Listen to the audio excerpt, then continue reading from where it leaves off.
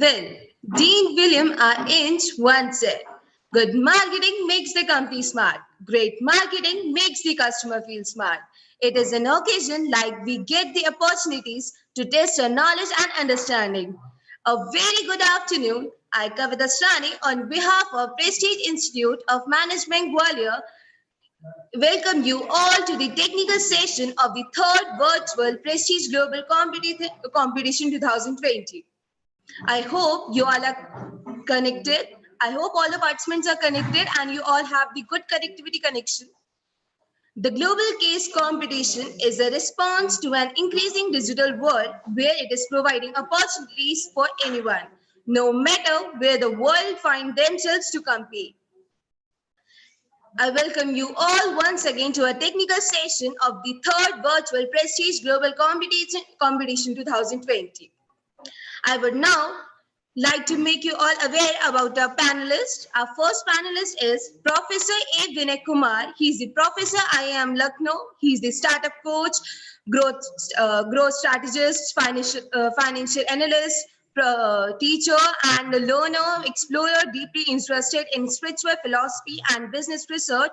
Strong argue to build the new institutions with the new philosophy and thinking. And the second panelist is Dr. Johnny Chamata. He is the researcher in the field of marketing and innovation management. He holds a PhD in business and a Master of Project Management for Curtin University and a leading global institution. He is also a member of several academic and professional organizations and serves as an editor and reviewer for various journals. And a third panelist is Dr. Gina Elgoriza. She is the assistant professor, program chairperson, tourism management, University of Santo Tomas, Legazpi City, Philosophies. Ma'am is also membership ambassador, Philippine Association of Researcher Tourism and Hospitality, and a board member of Union of Filipino Tourism Educators. I would now like to make you all aware about the guidelines. You are requested to take all the guidelines into the consideration. Our first guideline is the time allotted to you all will be 10 minutes. You all will be given 10 minutes for a case presentation and with the queries. Put your mic on mute. When you all will be giving your presentation, all the others have to keep your mic mute, and you can raise your hand if you have any query. Be with the strong internet connectivity and avoid the background noise so that you can be clearly audible to everyone. The decision of the panelists and the organizing team will be final. And now I would now like to request Assistant Professor Sedeep Srivastava to continue the session, and he will be recalling all the participants. Yes, sir. Thank you so much. Very good afternoon, honorable panelists, respected participants, and faculty members. So in this continuation, I would like to invite our first participant, Dr. Ashish Mathur and Dr. Sona Vikas. So I am giving you the unmuting rights. Kindly unmute yourself.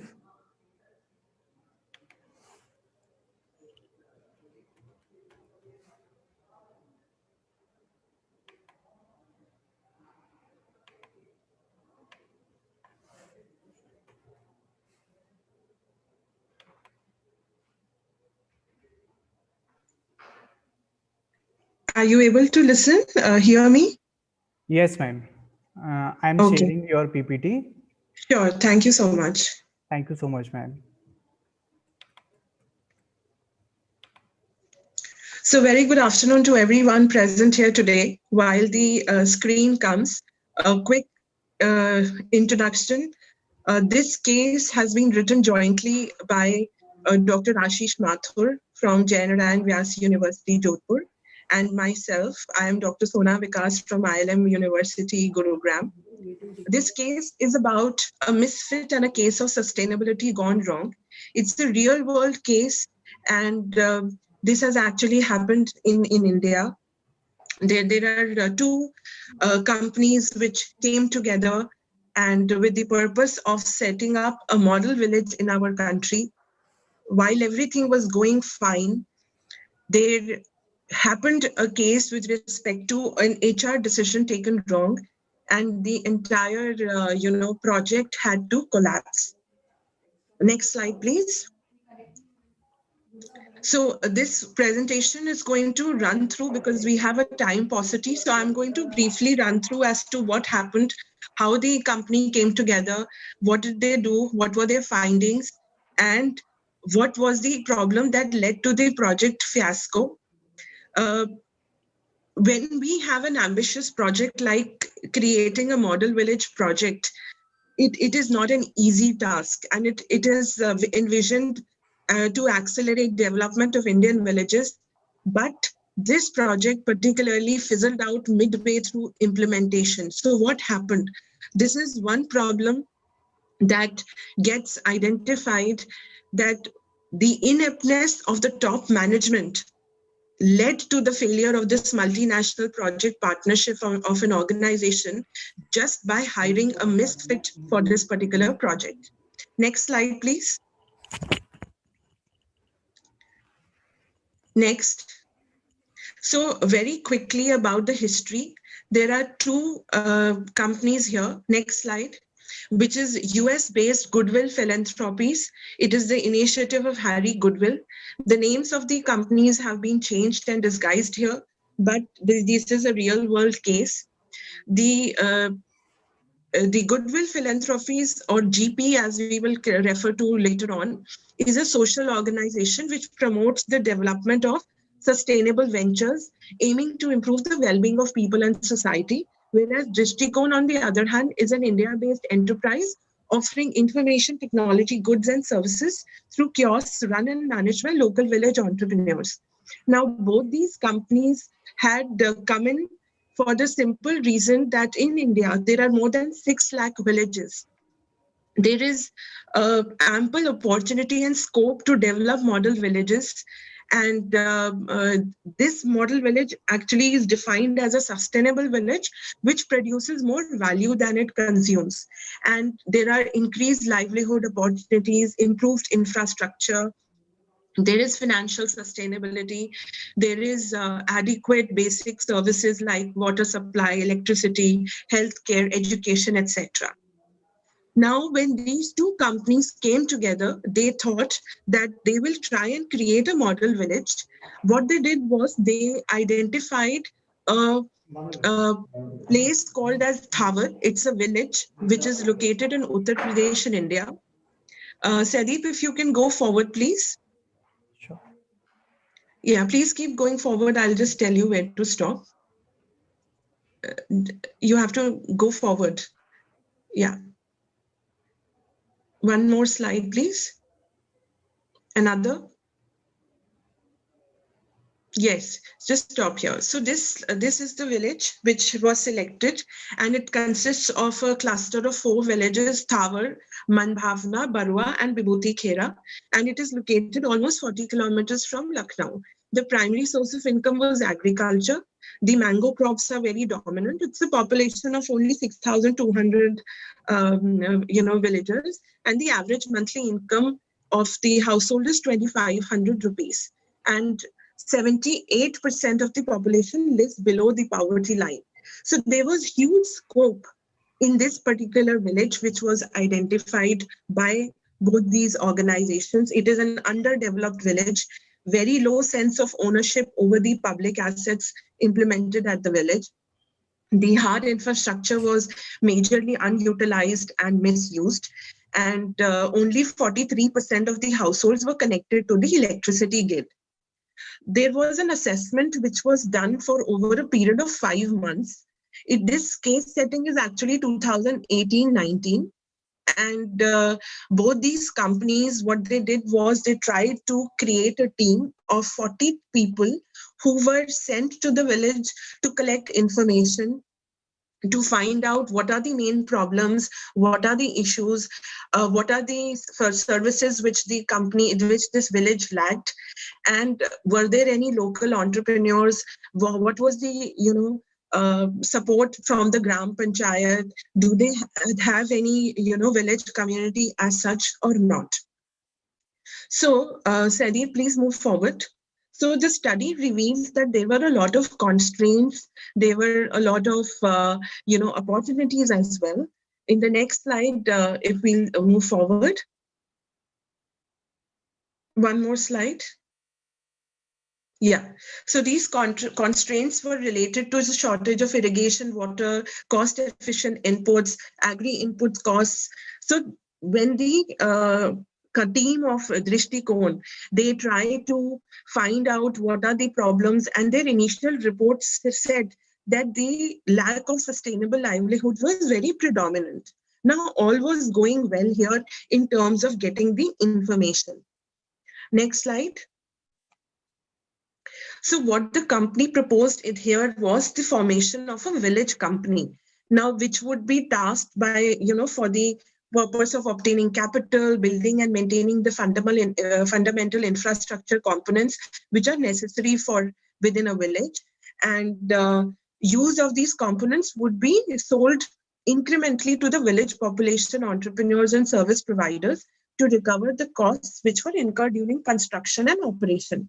So what the village company would do was that they would provide the model village project was, then created to show that by providing the structure for this village company and associated services, the population of a village could use their resources to provide basic infrastructure and services, stimulate the village economy and create economic opportunities for the villagers. And all of these were done with a single objective of overall increasing and improving the the standards, living standards of the village residents. Please move forward in the slide.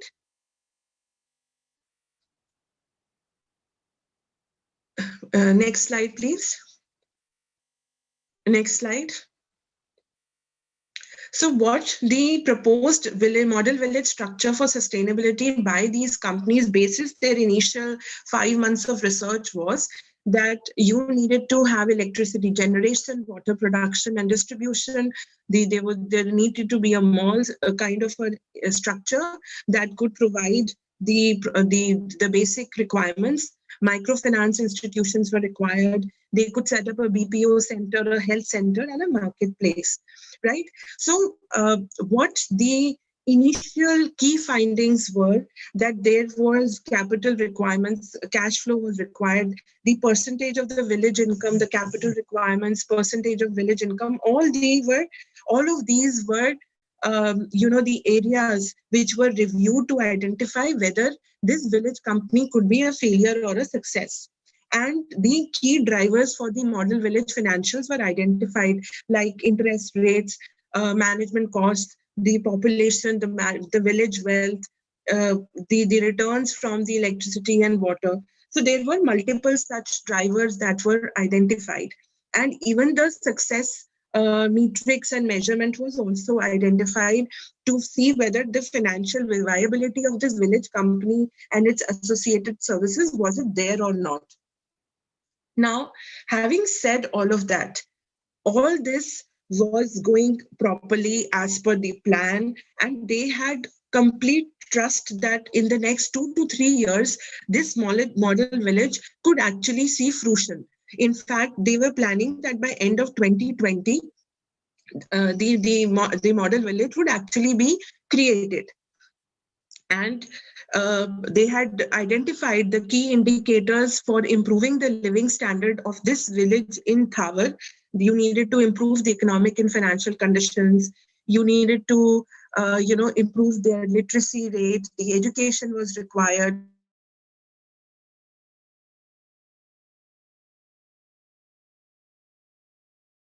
Were created. Please move forward. Yeah, please keep going forward. I'll tell you to stop. Yeah, next slide. Next slide. Yeah, stop here, please. So then the key drivers for the creation were community involvement and engagement, increased role of technology, holistic development of the villagers there so that they could adopt themselves and be part Excuse me, of the. ma'am. Excuse me, ma'am. Yes. Sorry to interrupt. Actually, you have taken the 8 minutes, so I request you to just conclude it. Yeah, I will just conclude in 2 minutes. Okay, So ma'am. this team, so this was all going fine. And ultimately what happened was that almost in July 2019, this team got another project. Now, what happened was that Drishtikon was founded by their two founders, Sameer Malhotra and Rajan Gupta. And because they got another project, what they did was they hired a new recruit position, vice president model village, who neither had the experience nor the vision. He lacked the leadership and personal skills. And the top management entrusted the entire model village project to this new incumbent, and the all effort was put to waste. Can you move to the next slide? The project ended with a loss of around $100,000 when Goodwill Philanthropies withdrew the funding. So the conclusion that I would like to, make out of this case study is that it takes immense amount of time, effort, and course of money to implement this model village in its full form. And just by allocating and hiring a wrong person in the job who is inept and who doesn't even align to the vision of the project, the entire project and the hard work of 2 years was, gone down the drain. And here, not just the HR issue, but also the founders were equally responsible for the debacle of the model village plan. Now, this case is a real world case study.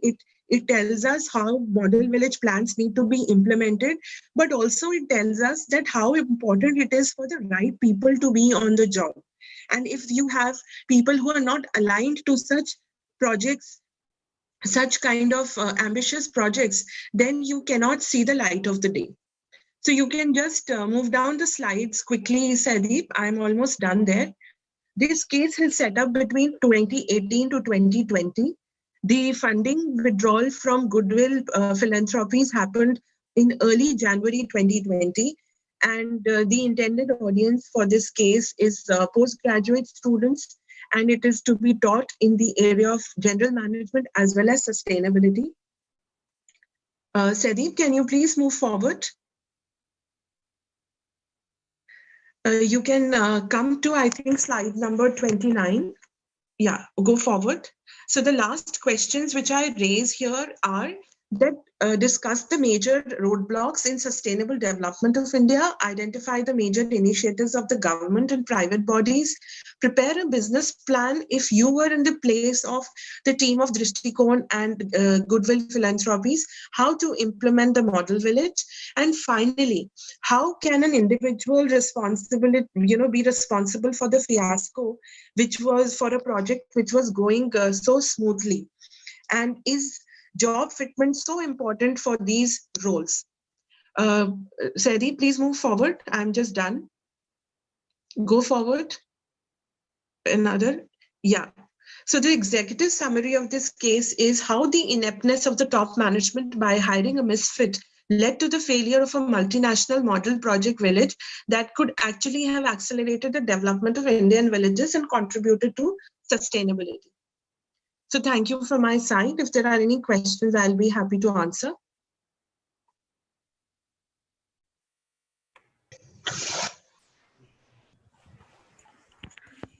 I frankly, sorry, I didn't get the name.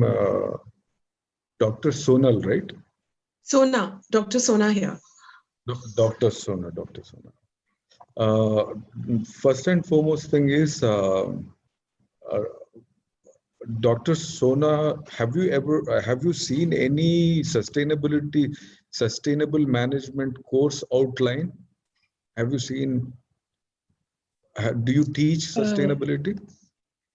So we teach sustainability as part of business ethics and CSR. That is one area, in one small area where sustainability is taught.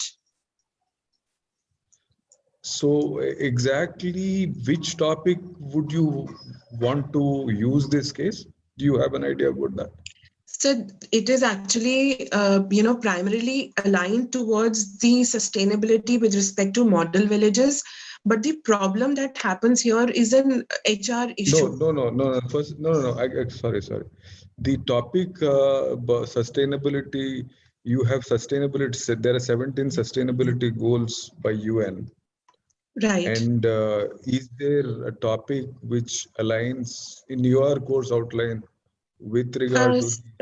Sir, I haven't actually used the UN, these sustainability SDGs actually. My role was to see that because there is a lot of talk of developing model villages in our country. No, And sir, there are okay. No. See, there are two things. First and foremost thing is whether this is a teaching material, because I want to understand whether this can be taught in this thing that can be established if at all there is a clear lineup of the argumentation that you have presented with the learning objectives in a session that you would do in a class. That is one of the things that you need to resolve if you would want to teach this. Secondly, what exactly is the contribution of authors in this work?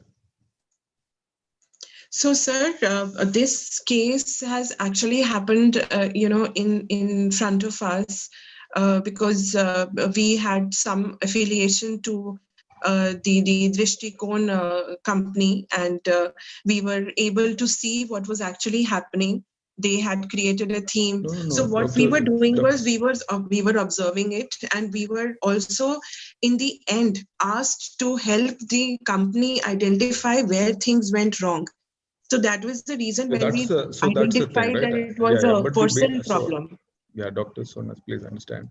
See, fundamentally, if is Drishtikon a professional organization, or is it Yes, some? sir. If it's a professional organization, It's it a should. for-profit. It's a for-profit organization based in. Even then, it should know exactly how to conduct a research for a village, because going to a village and collecting data like that has no meaning, right? And then actually you can see the methodology is completely flawed. Okay, because you have data already about these villages. There is a Panchayat Raj ministry, and the ministry provides data about various things. Somebody tells you that it is 2,500 per month. This thing this is one of the ironies. I mean, absolutely, whether they have any clue about understanding villages, and just simply by going to a village and interviewing, is that the methodology that they would want to use? One is that. Second is, see, these are all things that you have to resolve, because before you teach it, you should know what are all this data is already available. It is not rocket science. You can sit on the internet and then pull out the data. It's that simple. And they have not done that. Secondly, there are already government schemes for the last 6 years. Some of the initiatives, especially initiated in all over the country and implemented by also the UP government for the period that they were last 4 years. Now, the goals that they have versus the schemes that already exist versus what they wanted to do, there is a huge confusion in this case. Okay, there is the clearly articulated this thing of this venture with regard to objectives that they want to achieve is, I guess, is in a serious question mark. One is that, okay, because they didn't do the research. They didn't actually approach it in the way they're supposed to be approaching. This is one. Second thing is, what is the international funding organization's objective? Did they evaluate that? Because they are, if an international NGO is funding, there are deliverables to international NGO. What are those deliverables? Okay, and right, sir. Okay, so in a certain sense, what is happening is there are three institutions. There is a company which is a for-profit company. There is a philanthropic organization which has given about $100,000 already. They must have some objectives.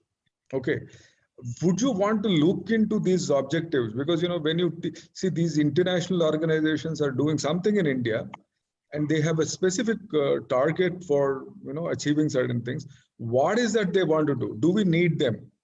See, I am telling you, if you want to teach this as a case, these questions need to come rather than so it's like the material that you have presented. The material is good for writing an article, but not necessarily a rigorous case. A rigorous case requires serious methodological issues that you need to inquire, which as authors I don't think you have done. I mean, I in your presentation I haven't seen. Okay, firstly, there is a flawed methodology of the company. There are the way they went about choosing their international partner and their objectives. There is no mention of that. Thirdly, the clear this thing between government objectives and the company's objectives, there is no mention of that. Okay, if at all you can do all this, I guess you will have some kind of a teaching material for your class. Maybe 1 or 2 sessions you can definitely do if you resolve this. Secondly, right. If it's a teaching case, you need to know that where exactly you would use this. What are the models that you want to actually bring together as a learning this thing? In this case, you will find that actually there is a problem of methodology rather than leadership or this that there is a very shoddy methodology employed by some company to understand the company's problems and something like that. And maybe it can be used for that. Okay, the transition of a person, I don't know whether that is enough a material for teaching. That's what it must be. It can be a sub theme, but I don't think it is a major theme for teaching. Okay, so sir, all points very valid and taken. Maybe the presentation did not bring out the aspects that you were looking for, but in the case study, in the written parts, most of the parts that you have spoken about have been addressed. And what exactly you are saying, most of it has been addressed, but some, I totally agree that we can rework and redo it. So I will definitely look into that. Okay, Dr. Sona, most money, which aspects do you think are there in the case? Can you tell me? Yeah. Yes, sir. So in the case, particularly the methodology that you are talking about, both the companies are veterans in this field. So the way they went about was very methodologically done. It was not that it was a shoddy work done. So they had a proper, the identification also of the village that they wanted to do was done through a post-pilot study that which one they will go for. So from there till the time they understood, because each village has its own local challenges. So they were each, so this village had its own challenges. It may seem that they are very common or there is no rocket science to it, but there were certain specific issues which came up in their study. And Drishtikon has been working in this field before this project for almost about 2 decades. And it has sustained itself. It has got a lot of accolades also. Here, particularly, the reason why they had to do away with this project was primarily because of the after the survey, when the implementation had actually was supposed to start, there was a wrong hiring done, and the entire fiasco happened. So that is what I am just trying to highlight here. But okay. I have noted down your points, and I will be making the correction from that perspective, because Goodwill also is a veteran, and they also are very clear as to why they want to align with Drishtikon. So can you tell me why they want to align with Drishtikon? So, sir, Drishtikon has been working with almost 4,000 villages before that, wherein they were creating. Why that international philanthropic organization wants to work with Indian? So, partners? Because the vision of the Goodwill was also to promote sustainable social ventures. So the reason why they What align is with it in they, Drishtikon. what is that they will get in return? What are those objectives? Sir, it is their vision only to support the development and promotion. That is what they are doing for Please, no, companies. Dr. Sona, please understand. What I'm trying to say is, please understand, it is not such a straightforward. If you are telling me that the NGOs work for, completely developmental, they do have objectives. I guess as a researcher, you should be in a position to picture that in a larger context. No NGO, no this thing is going to be a standalone organization. It is a networked organization. They also take funding from various other organizations. They divert funding for a certain reason. There is a certain reason that they have. If at all you spend a little time, if you can tell me the name of that NGO, I'll tell you what are the objectives of that. But I don't want to know the name of the NGO, but I'm telling you as a researcher, when you bring this material to the class, what is the essential transaction? If it is an issue that you want to discuss in the class, this will be good teaching case, because then you will say NGO has these objectives, the company has these objectives, and government is doing this, the conflicts and possible solution. You can discuss that. But if you are telling that NGO is coming for developing this thing, then it looks like a linear kind of an argument, as though they don't have any objective but for the development. If that is the case, then the poverty in Africa would be gone by now. The poverty in India would have been gone by now, right? If all NGOs were supposed to be doing their job, intended job, and then the funding that was given to them had achieved the objectives, I think we would have lived in a utopian kind of this thing, right? I mean, please understand, a little bit of research is needed. Sure. And there is literature about these issues in formal journals, okay, in the Journal of Management, the conflict of interest, the issues with regard to the management of these NGOs, what is the network of these NGOs, what are all the other NGOs that are connected to this NGO, and therefore how they influence the outcomes in various other. So this is already a matter of inquiry in management research already. I think you can draw some cues. Similarly, in this case, the survey is not a methodology for understanding this thing. There is a methodology called ethnographic studies. Okay? Right. So that's what I'm trying to say. As an academic, I think you can bring these. As professionals, they may not know it, but as an academic, we can say, there is already literature, there's already methodology available, which we can, sort of contribute something. But that's what I was trying to say. Right. Got your point, sir. Thank you so much for your inputs. Thank you. Thank you.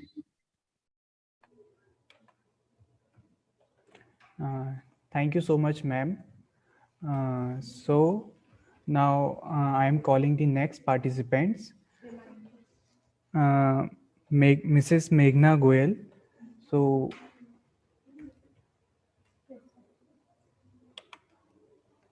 and I also request to all the panelists and all the participants to take care of the time. That is, the time limit is 10 minutes, including the queries also. So actually we are having certain limitations at our side also. So kindly take care of the time also. Okay.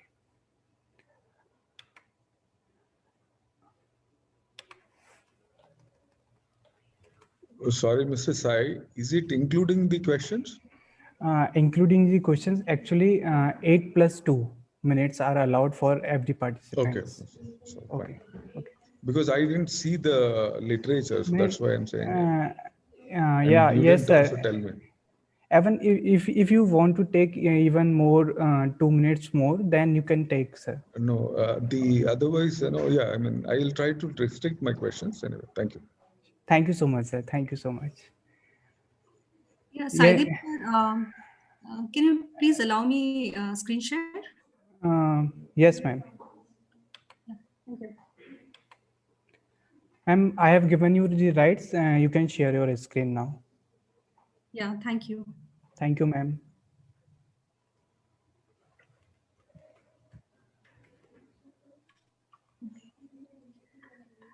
Good afternoon, esteemed members of the panel, organizers of Prestige Institute of Management, Gwalior, and my dear friends. I'm Professor Meghna Goel from NMS University, Mumbai, and I'm presenting a case on family business firm. So the firm that I have taken for my case is a firm that is dealing in yarn trading for last 50 years. And basically it is a family firm. So it has 3 generations working in it. And recently the third generation has joined the business, taking the total number of members in the family in the business to 11. So basically what is happening is that family in the business is growing, but business and family is not. Secondly, there are incremental continuous changes in the yarn trading business. But if we look at the changes that have occurred in the last 50 years, they have been enormous. So that is also kind of posing challenges to the business. So business is no more business as usual. The third issue is that the founder, who is also the managing director, he's the first generation member, and he's about to retire in a couple of years. And that has led to, leadership changes, which are quite imminent. So this is the backdrop of the case. And I'm talking about Dalal Group of Companies, which is a yarn trading business based out of Kalba Devi area of Mumbai, India. So with this backdrop, I would start my case. And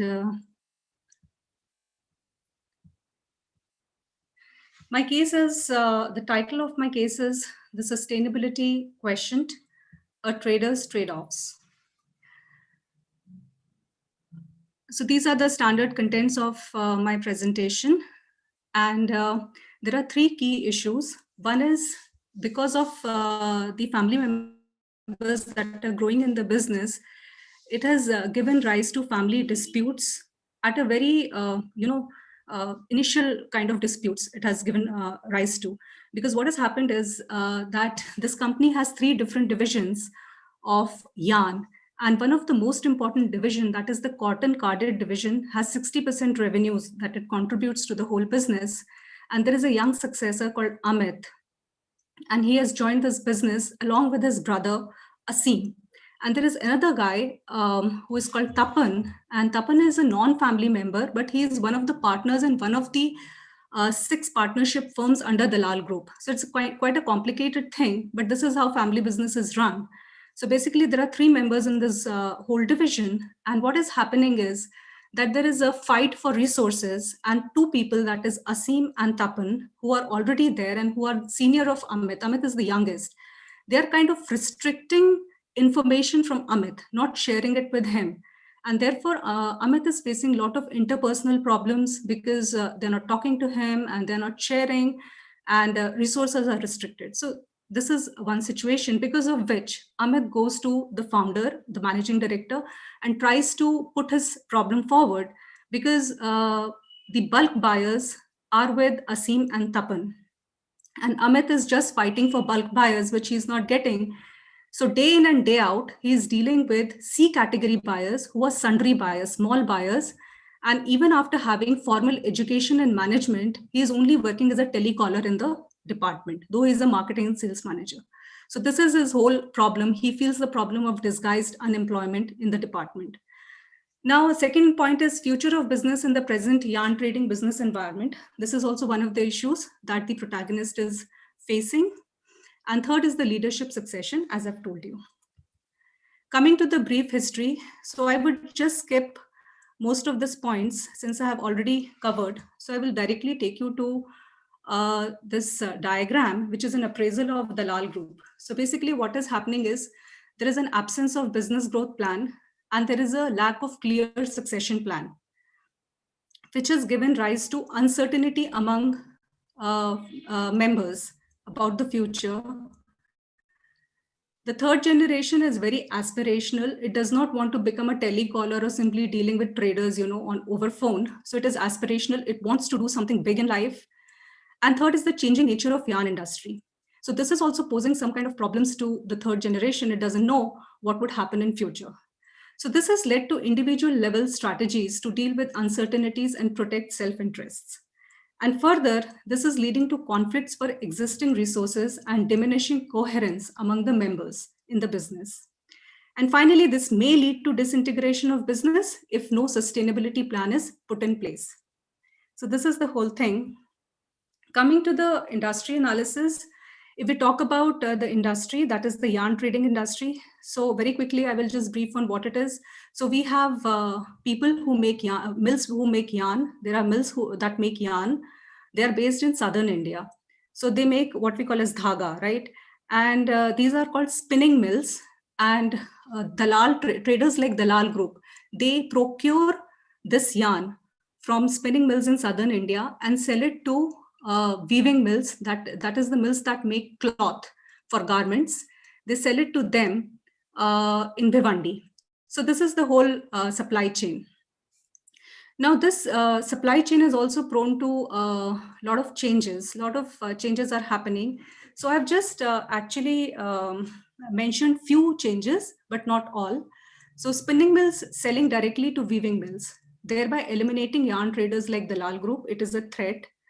There is a lot of transparency in yarn pricing because now everything is IT based and it is very difficult to hide information on prices. And because of higher transparency in pricing, the margins are also getting down because there are so many traders.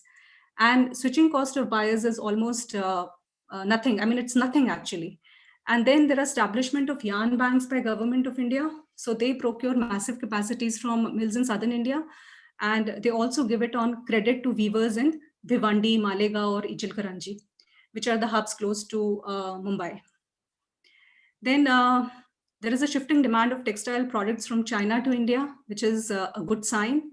And there are provision of subsidies and promotion of Indian textiles by Government of India and FDI in technology. So these are some of the good signs. So for this, basically, I have used Pestle and Porter's 5 forces and SWOT in my teaching notes, in order to help the students or the facilitator to understand the potential of growth for Dalal Group within the industry and also in possible verticals for investments, because these are a limited variety of yarn that Dalal Group trades in. So it could actually expand in other yarn categories also. Coming to the company analysis. So when we are talking about family businesses, I have used the model of performance of family firms, which was published in Family Business Review, which is a category journal. And it was published by Dr. Professor Pramodita Sharma in 2002.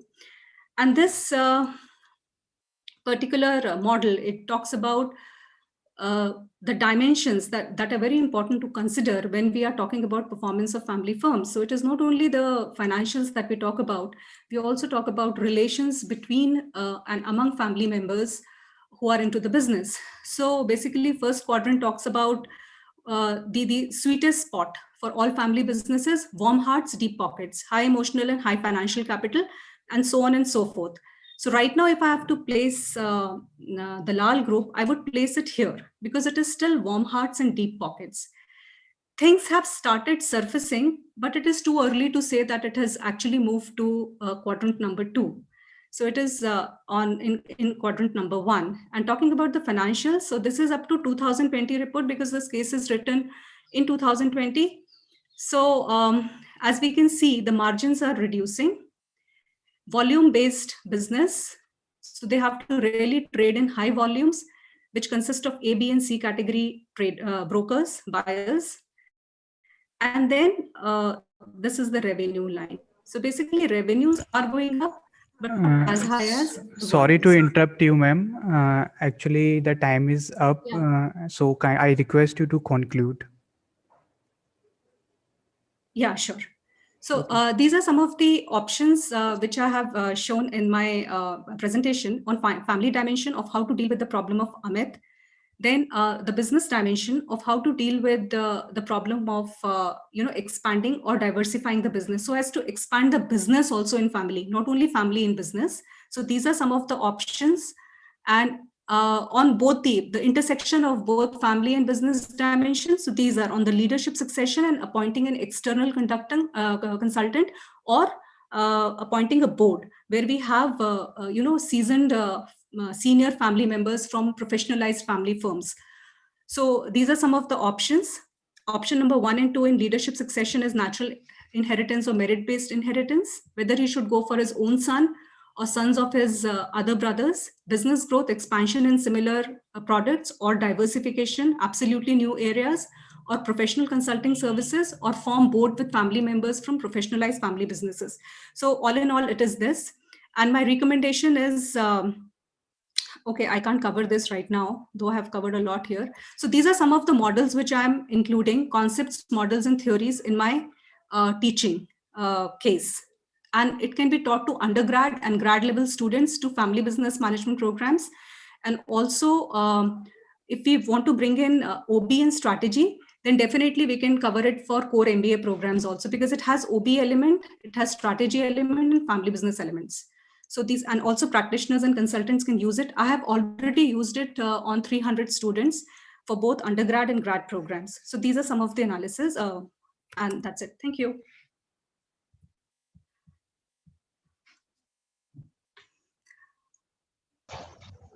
Actually, Dr. Meghna, Yes, you rushed the most important part, I guess. I'm really sorry, sir. Actually, it's a case which is very rich in information. Yeah, I guess I can see that. Sum it up in. Yeah, I can see that. Yeah. So exactly. It's very relevant, actually. There's a lot of good points in it. I really wanted to cover that. I'm really sorry, sir, but can't help. Yeah. Okay. But yeah, I think the case has enough stuff. But essentially, where would you want to place this case in terms of teaching a family business course? Which topic would you want to consider there? Okay. Because the basic this thing is, you may have material for teaching 2 to 3 sessions. Ideally, it is I'm sure in case teaching, it's better that you don't teach same material for more than 2 sessions. At best, it has to be, you should teach it in 1 session. So, sir, I have used it. Sir, excuse me, can I just answer you how I have used it? So, sir, I have used, right now I'm taking a course on group dynamics, and I have used this case for power and politics and conflicts and negotiation. So for that, I have used this case. In my Indian Family Businesses course, I have used it as a case for leadership succession, and also for pest and SWOT analysis for undergrad course. So I have done that. So basically, I'm taking pieces out of the case, so it has multi-level applicability. No, that's what my point is. Actually, that's why if you use it for pest and this thing, I don't think this is a great alternative as a case because you have a lot of material on that, and there are much better cases to do that. Sir, actually, I want to bring in, sir, sorry to interrupt. I want to bring in the expansion or diversification issue through pest, SWOT, and Potter's 5 forces. So my main area of concern is not these models. My area of concern is, in a family business, should you go for expansion or should you go for diversification? What makes more sense for family businesses? The business see, any other parallel business. So if you say in a family business kind of a context, this definitely can be used for transitioning and rediscovering the business model. That can be done. Okay, but I'm telling you, within the family business literature, there are cases which are very popular, and so what I'm trying to say is, for the kind of material that you have, because it's quite rich in a certain sense, if you can target it to teach is, let's say, if you can target it for teaching conflict, I think there is material there. Okay, because that's see, these are difficult things, and negotiating. Okay, and also there is an angle that I think you can explore, because these are things that you will typically not find. For instance, especially business history and how professionalism has come about. Okay. So the basic, this thing is one of the key things. There is literature again. See, all businesses were family businesses. Okay? Yeah, absolutely. But at a certain point in time, there is this in the business history literature. There's something called this revolution for professionalism. Absolutely. So that is so in a certain sense, that could be used. Your case material can be used to teach that aspect. Professionalize this business. Yeah. So that is a thing. Yeah, I'm getting it. So again, these are opportunities that you will not get usually. So I'm telling you, pitching your case in aspects where there isn't much information and isn't much that scope has to be explored, and there you can find your case going up and actually you can place it that way, write it that way. Okay, so you can teach business professionalism from a business history perspective within the course and use this material. Okay, so and you can possibly write the whole thing for that purpose too. I mean, because you have that material. True. So very true. Okay, and because this is a major problem for Indian family businesses right now. Yeah, so it makes sense to pitch your case like that, because otherwise what happens is it's spread out too many things. You can use the material, but doesn't make sense. It's the meaty stuff is still left out. So you want to say that I should be putting up a question that if you have to professionalize Dalal Group, what would be? Absolutely. Now you're getting the whole thing. Yes. And then now you can contemplate the whole structure of the case. Actually, I have given in the options as one of the options of if we professionalize, what would happen. But yes, not as a projecting it as. That's what. So see, basic this thing is, if you the basic this thing is pest and SWOT and this that. So much literature is there. So it's not. That's not something that we should be teaching in family business courses. It's over. I mean, these are. I'm sure, sir. What you're saying is correct. 5 force theory. Yes, these are all. In fact, this thing is you should exclude them from management courses. ये इनको निकाल दो. Videos देख के आने दो, and then you can teach. They are beaten to death. They are beaten to death now. Yeah. They are not supposed to be discussed in the class. They can watch something and then come to the class. Then we can do some meaningful talk in the class. Yeah. Something like that. So very good, sir. Thank you so much for your input, sir. Thank you so much. Thank you so much, sir. I request Johnny sir, please, he may share his views about the case, and he may ask any query if there is any query.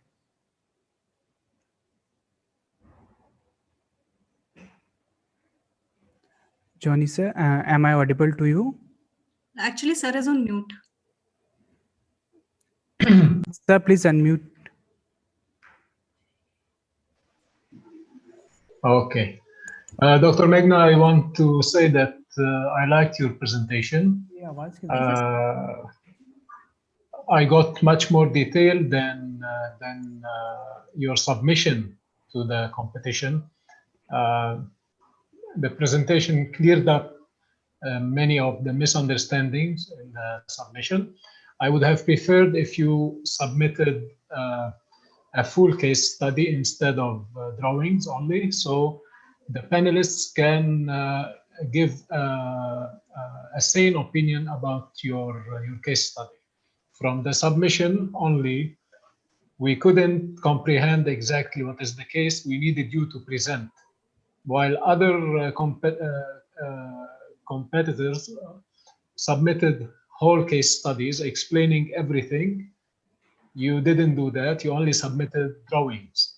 So when I saw your drawings first, before the presentation, I wasn't impressed. But now after the presentation, I have to change my opinion. You have a good case study. You obviously understand your case study very well, but we were wishing for some more elaboration on your case study. Sir, I'm not sure, but I had submitted my full case study along with my figures, because there are a lot of figures in this case. I have a separate document case. What I received was only drawings, so maybe it's... So I'm really sorry. I mean, I don't know about that, but I had submitted my full case because in no way I want to lose the competition. Okay, so there is no wrong on you then. Yeah. Good job.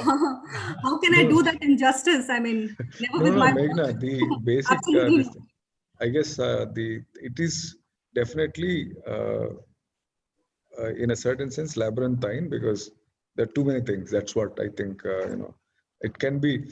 First is, writing a concise case is an art.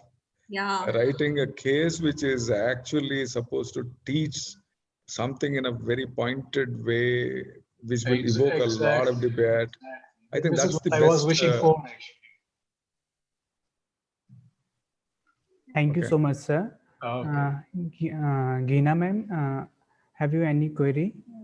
Please share your views about the case.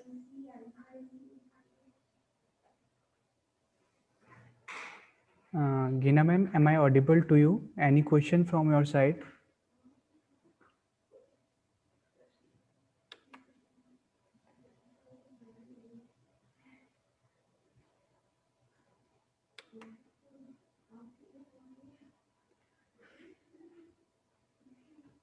Okay, so meanwhile, we will contact the Meena ma'am also on call.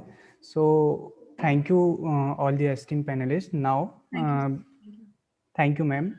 Now we are calling the next participants.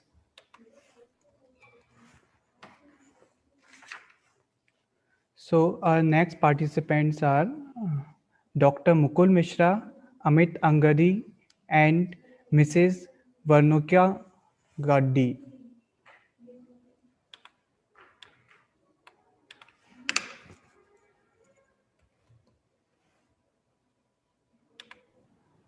Mukul sir, you can unmute. Yeah.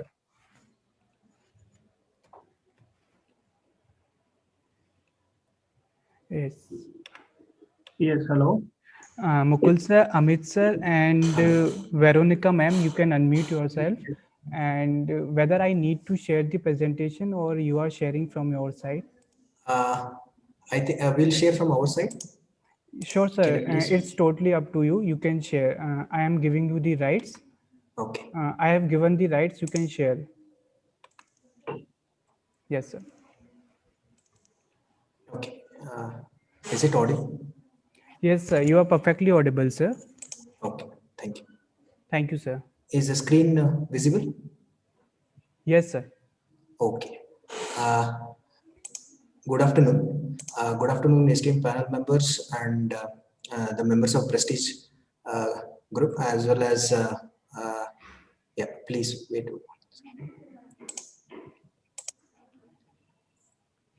And all my friends. My name is Professor Amit Angadi. I belong to the Kelly Society from Karnataka. I work for an institute known as Institute of Management Studies and Research. And this case has been written in collaboration with Dr. Mukul Mishra, Associate Professor, Kelly Society's MSR, Hubli. And one of our students, Ms. Veronica Gaddi, she's a third sem student from our college. Actually, before I start the case, I would like to elaborate on the case and how the journey has started. And actually, this case, the case is Art Wale, and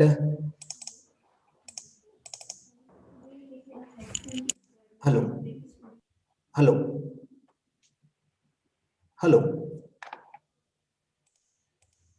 Yes, Amit. Yes. Okay. Sorry.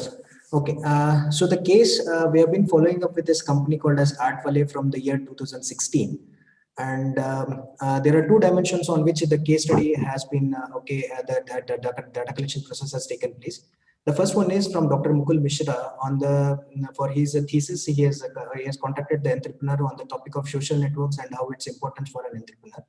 And I'm doing the research with respect to startups and their promotional strategies. So the case it belongs to the data collection belong to these two criteria, but there is a continuous connection with the entrepreneur from the last 2-3 years, and we have been looking at the growth of the company, how the company has evolved, what are the different issues they are facing. So there are many dimensions with which there are multiple interviews. Ms. Veronica has also interviewed her recently with respect to her recent, during the COVID times, how the company is coping up, what are the different, you can say, measures they have taken. So there are different things on which the case has been evolved on different dimensions. So these are the contents of the presentation. But what I would like to these are the different kinds of problems on which we have been the case has been developed.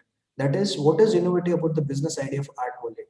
Okay, it is a company which is selling paintings and murals, but there are many things which they are doing which is very unique to the company. It is not a normal you can say art company which is dealing with the art in these murals and paintings. What are the distinct characteristics of business model and operating procedures at Art Wallet? So we have looked at what are the different things what they are doing which makes them unique, creative when compared to other companies. We have been looking at illustrate the role of initial team in successful journey through the startup phase, because it was a startup and they had started with a very small team.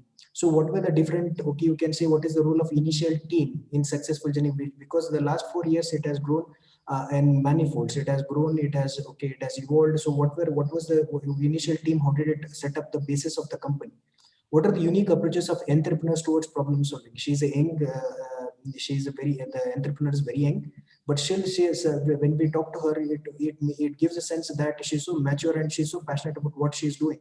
So what makes her stand, as an entrepreneur stand differently when compared to others? And recently what we have added one more dimension to the case is what are the promotional hurdles faced by Art Wallet? Art Wallet, which is the one more challenge what they're facing is they are in a they're operating from a tier 2 city, and they have to compete. There is, as of now, there is no competition in sense in this city, but but they are losing a lot of opportunities what they would have if they were located in any tier 1 city. So these are the problems which were identified, and the solution we have tried to provide a solution for this. Brief history of the company.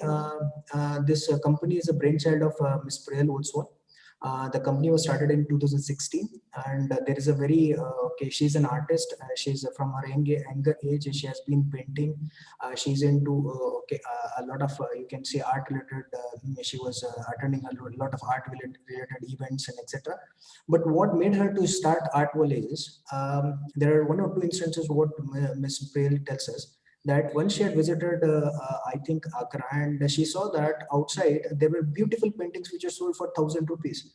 And when she talked to these people, these artists, she got to know that, and most of it, as part of it goes as a commission to the guides who bring the customers to those artists. So she felt very bad regarding this, and this made an impact on her. And as an artist, she wanted to do something for the artist community. And that is how the branch, and when she talked to her father, that is Mr. Gautam Oswal, and a company, it took a form of a company, and the company was started in 2016. There is one more partner, Mr. Praveen Jha, that is her father's friend who is part of it.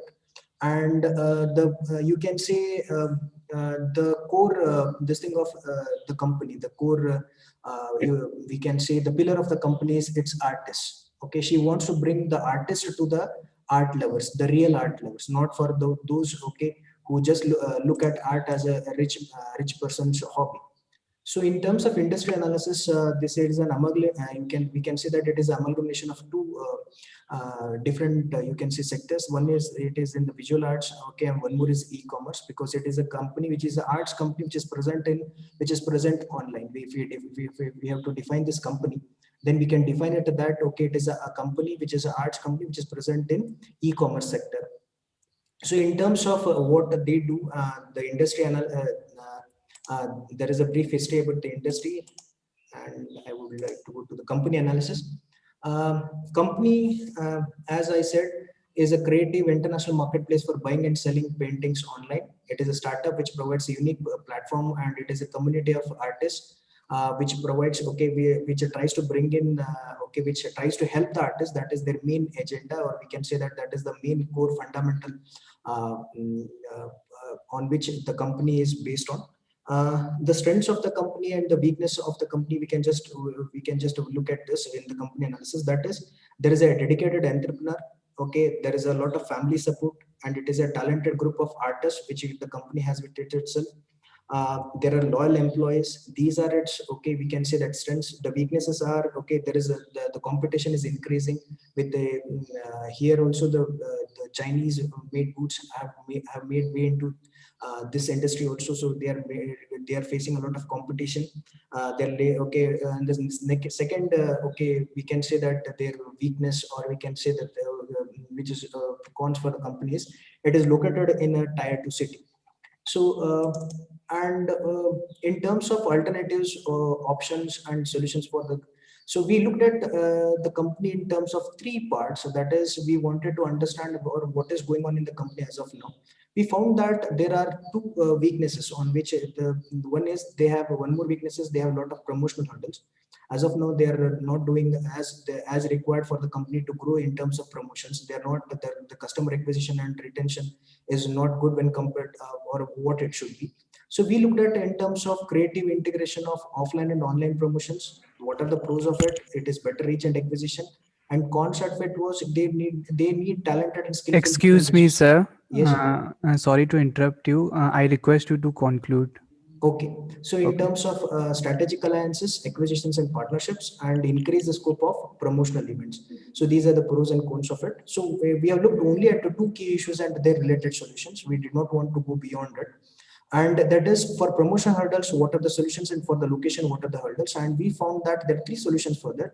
That is creative integration of both offline and online promotions, what they can use. And they should go for, in the future, they should go for strategic alliances, acquisitions and partnerships, and they should increase the scope of their promotional events. As of now, they have been attending events only in terms of in the geography of nearby the city of Hubli, which is located in North Karnataka. But they should increase that to different cities as Bangalore, Pune, Bombay, just for example. The recommendation should be focus on online or offline marketing promotions with a dedicated and skilled team. Look for other companies in the similar domain to come up with participation, in partnerships, and they should participate, conduct and sponsor events to seek for potential customers. How should they implement it? They should hire digital marketing experts, train and upskill their personnel with required marketing skills. They should conduct a market study and competitive analysis. They should approach appropriate companies for partnerships or analysis, which will be when they do a competitive analysis and market study, which will be output of it. They should participate in art-related events conducted in major cities as Bangalore, Bombay, and Pune. Conduct events at premium product showrooms such as high-end cars, or jewelry shops, airports, malls, etc. to attract affluent customers. Sponsor events in colleges and schools to catch the young at art. And the learning objective or teaching objective for this case studies, it can be used in multiple ways. One is to understand the journey of an entrepreneur. What are the hurdles they face? How do they, how the innovative approaches of the entrepreneur when they overcome the startup sales challenges. To analyze promotional strategies of a startup. There are, we have analyzed that there are multiple strategies what they use. Why do they use that? To explore the role of networks in startup growth and the importance of early stage team in development of the startup. So in terms of analysis and teaching notes, there are 3 points over which we want to stress upon.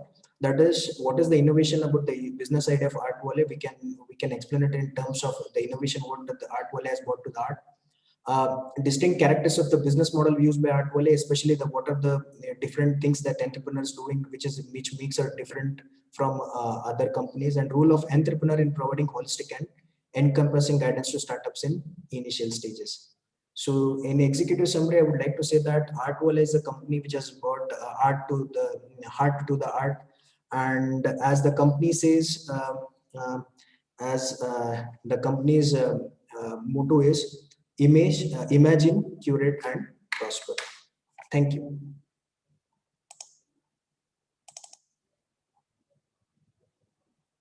Hello. Okay.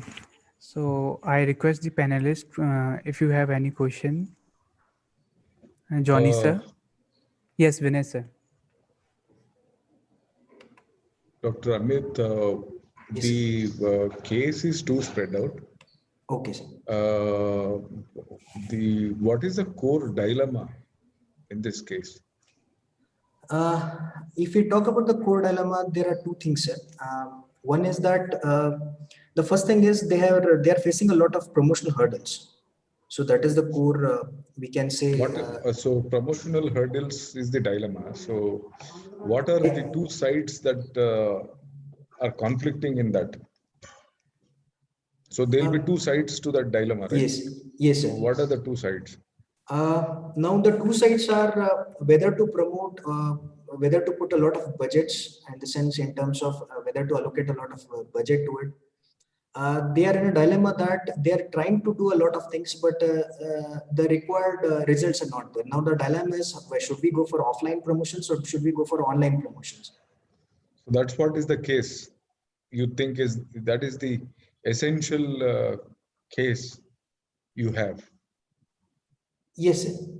That is one, and one more thing. I think your narrative is, if that is the case, in the sense, we have looked at in multiple dimensions. In a case, I think, it is not possible. If you want to, if it is case research and you want to publish this as some kind of cases, that's a different story. But if it is a teaching case, okay, then you need to have some meaty thing that you will take to the class. Okay. Okay, you can't have so many issues. No? You can't teach an entire course with one case. Okay. But then you have all the objectives are like almost the entire course. So yes. I mean, it's some kind of narrowing down, and core dilemmas have to be focused. Okay. So that you can take that dilemma to the class to discuss. Okay. Okay, alternatives. What are the alternatives that they have? What kind of cost benefits that they can do? Okay. Then you will have the relevant teaching note. Right now it is too broad, and this can't be used for any course as of now. Okay. In fact, you can refer to Noam Wasserman, Founder's Dilemma. It's a good book. Okay, sir. Refer to that book. Okay. Noam Wasserman, of Harvard Business School. Okay, Founder's Dilemma. Okay, thank you.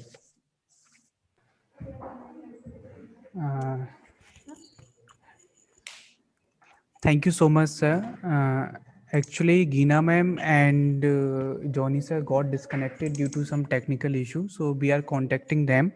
Meanwhile, I am inviting the next team.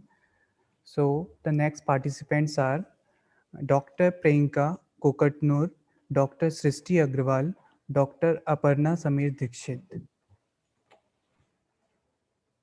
Thank you so much, sir. Thank you, Amit sir. You can stop your sharing.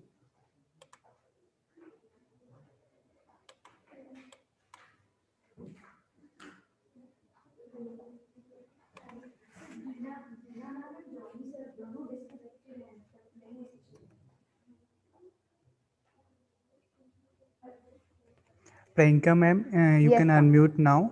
Okay. So can I share my screen? Sure, ma'am, you can share. I think, yeah, okay.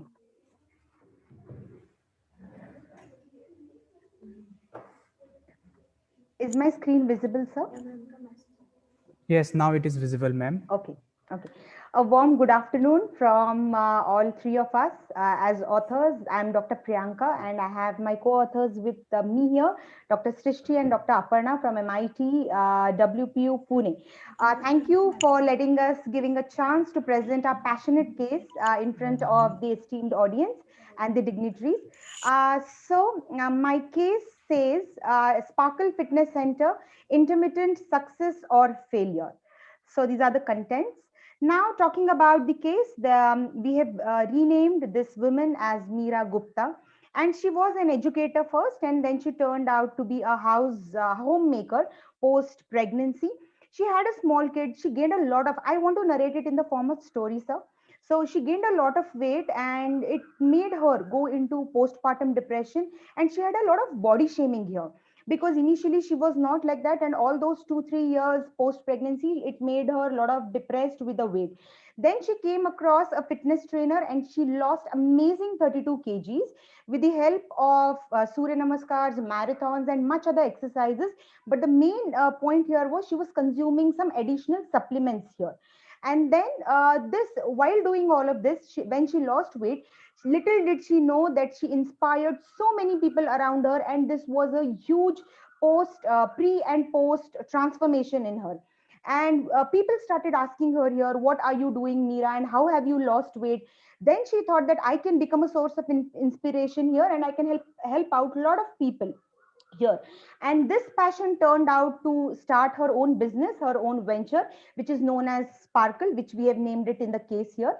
And all the people who actually approached her in the first place were her circle of influence, people who knew her, her family, her extended family, her friend circle. And this circle of influence didn't have any questions to Meera, because they were so inspired by her transformational result, and they joined her, and even they started getting results.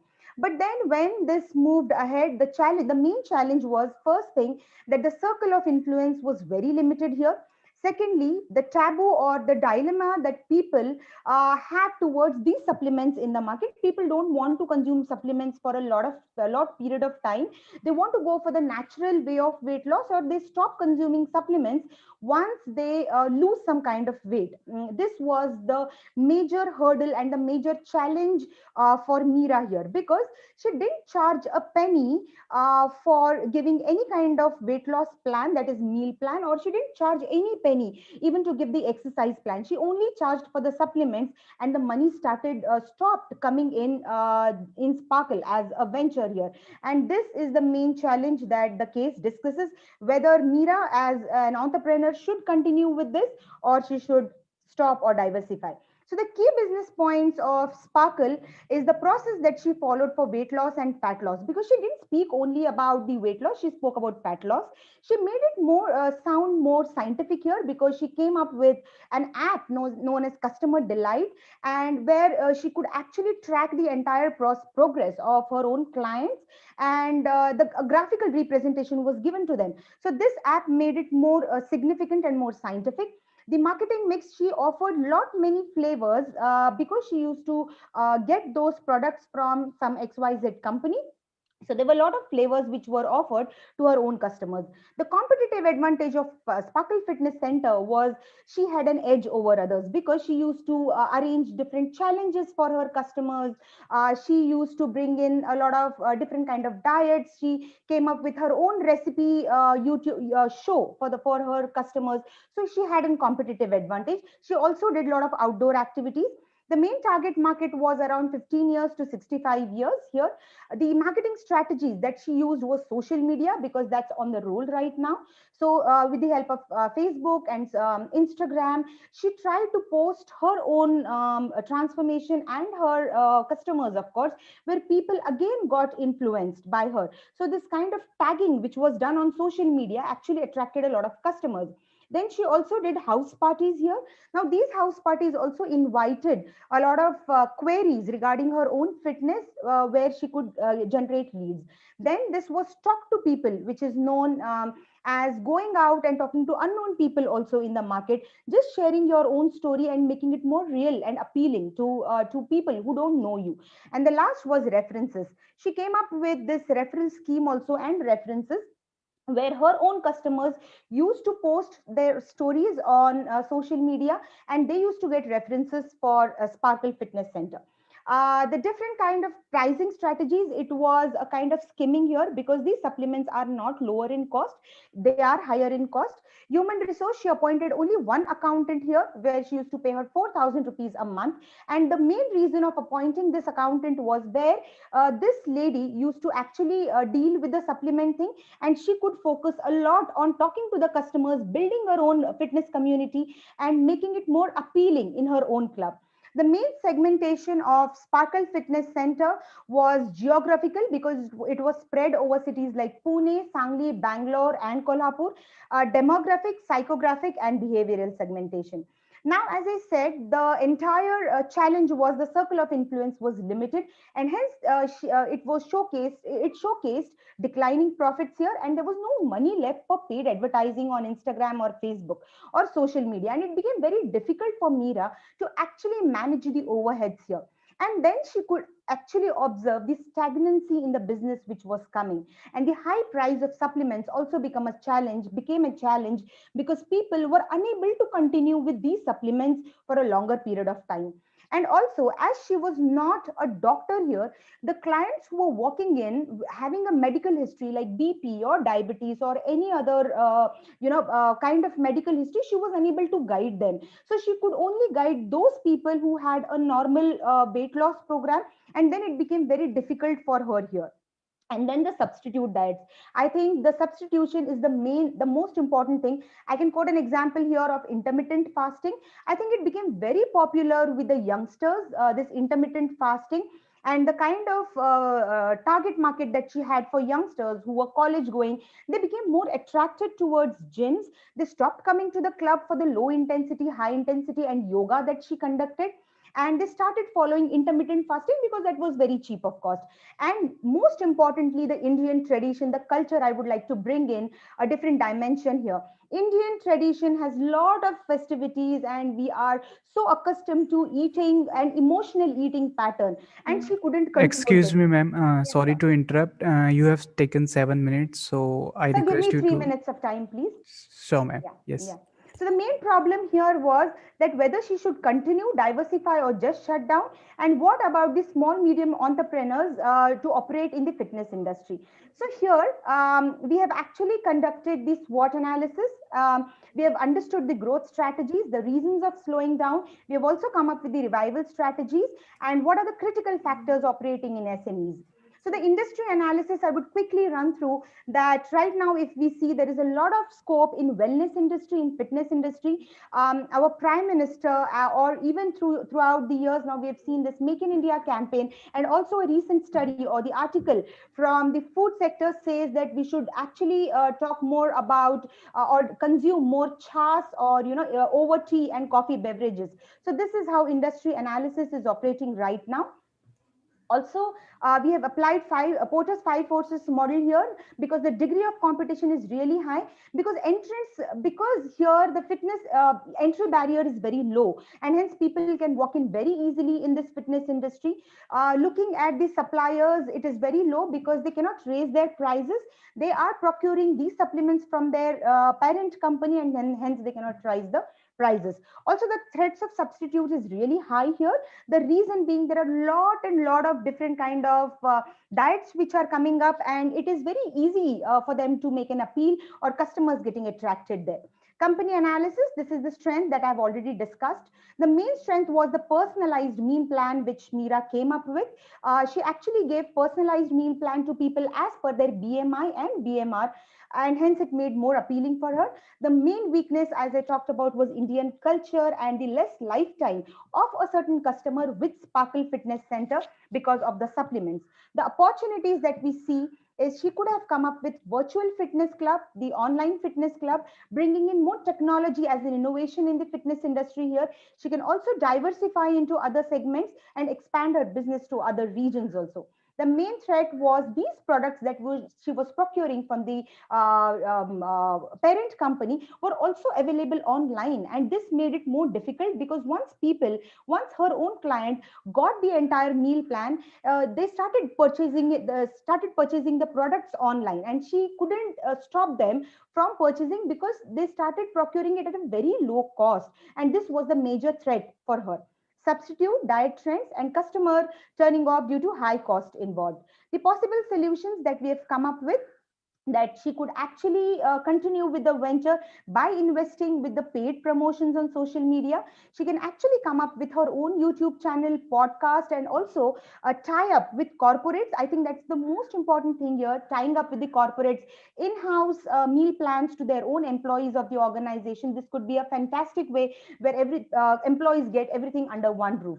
Innovation, use of technology, and tie-ups with doctors and experts, which will actually help in brand building of the Sparkle, where people or the clients will get an assurance from the doctors that yes, they can lose weight and they can continue with these supplements. Talking about the recommendations, she can come up with new customized programs for all the segments. We can see that even children these days are suffering with obesity. So she can come up with such kind of customized program for them, where she can actually create a niche segment for herself. She should invest in social media, also create festival diets for Indian customers like us. Excuse me, ma'am. Yes, I'm ending. Just 2 slides Okay. more. Thank you. Thank you. Okay. So she should actually come up with festival diets where they could be, people could be more vocal for local ingredients. And she can also come up with packaged food items by, using the local delicacies, which can make more appeal to the customers. Now this fitness entire program can be more economical in nature, or also on the other hand, she can charge for her own training sessions from her customers. Also customized packages can work with her. And also she has to come up with solutions people who are suffering with various health issues.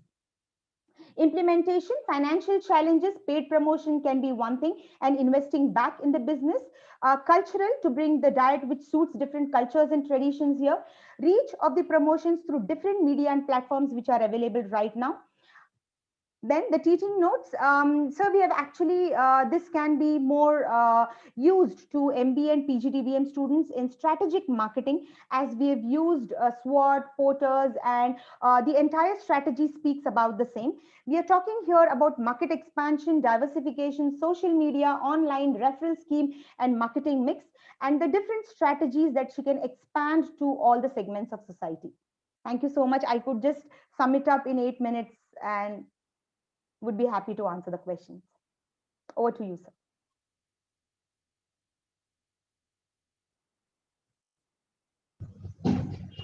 What is the core issue of the case?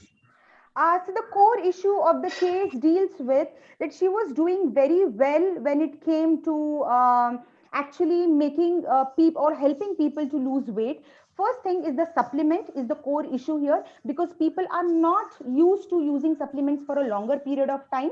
This is the first issue. And the second issue is the cost that is involved in buying these supplements. And the third thing is the culture and tradition of India, because people cannot keep themselves away with the local delicacies. And also the fasting part is a major issue here.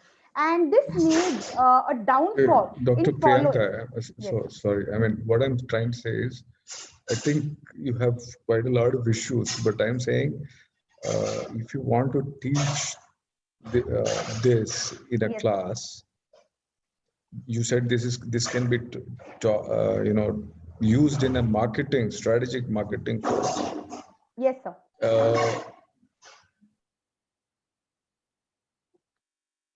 Sir, I'm unable to hear you. So I can't hear you. I think sir is on mute. Okay, so what I'm trying to say is if you have too many issues, then you can't use this as a case. Yes, sir. You need to take a call. Yeah. So firstly, what is the essential problem in this case? I think if you say culture, if you say, so many items can't be taken to a strategic marketing class. Yes, sir. For a strategic marketing class, what is that needs to be taken? You need to take a call about that, right? Focused case, you need to make a focused case, focused problem. Yes, sir. And then the question of how do we teach is going to come. Yes, again, sir. in the suggestions that you have made, Yeah. what are the teaching opportunities? Because the moment you know for what this case needs to be used, yes, sir. Then obviously you can target the entire narrative, yes, sir. For that purpose. Okay, so that's the basic issue that you need to resolve before it becomes a teaching case. Otherwise, it is a good this thing for an article, but not necessarily a case. So this actually speaks about, if you allow me. Yeah, tell me. So this speaks basically about the growth challenges of Sparkle Fitness Center, because it came to a peak, but it was See unable to move ahead. Please understand growth. Firstly, there is growth is a different subject in entrepreneurship. Yes, sir. New ventures growth happens when you have a business model. Yeah. In this thing, actually, she needs to discover a business model. Yes, sir. Okay. I guess you need to first and foremost thing is resolve that. If she resolves that and if she can find cash in that, yes, then sir. the next question is the question of expansion and growth. Yes, sir. Then you can explore the alternatives. But okay. If it is a growth issue, then it can't be taught in a strategic marketing course. It needs to be taught in an entrepreneurship course or an innovation course or something like that. So I'm telling you, these things as a case writer, you should resolve before you target the narrative. Okay. Yes, sir. Sure, sir. Thank you. Thank you for that input. Johnny sir, any question from your side? Yes, sir. I missed most of the presentation because of a technical problem, but I'd like to say I liked the paper you submitted. It's well presented. There are sufficient details, but I would like to ask you about the relevance of the SWOT analysis in case of this Sparkle business. So it is very important for the reader or even the instructor or the students to understand that what is the strength, what are the weaknesses. The reason being, until and unless we don't understand the challenges that Sparkle Fitness Center is coming across, we won't be able to come up with any kind of strategies. And hence what was conducted here. And also to come up with different kind of strategies, they need to understand what are the opportunities that Meera has in front of her, looking at this Sparkle Business Fitness Center that she is running, and hence what was conducted. And another question, yes, sir. In your opinion, how can this, if you would like to teach your students this case study, what are the major points that you would like to convey to them, the main or the major points of this case study? So the most important thing is to understand the relevance of the situation and then come up with a relevant strategy according to it. So as Vinay sir said, there are a lot of dimensions here. Also the price issues, also the inclination of people towards towards the supplement products, also towards the Indian culture. So as a marketist or as a strategist, what kind of strategies do you really need to understand when you have so many issues in front of you, and come up with a suitable strategy so that she doesn't shut down her own venture? So this is a dilemma that students should understand, because we see that after doing MBA, students want to become an entrepreneur or start their own startups, and they don't think from all dimensions that are existing in front of them. And I think this case would really bring in a lot of different kind of dimensions to the students, where they can think and come up with solutions. Okay, thank you very much. Thank you, sir. Thank you.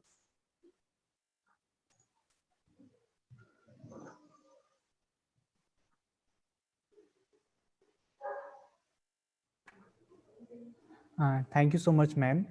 So now I would like to invite the next participant. So our next participants are Swati Chauhan ma'am, Manoj Kumar sir, Sunil Kumar sir.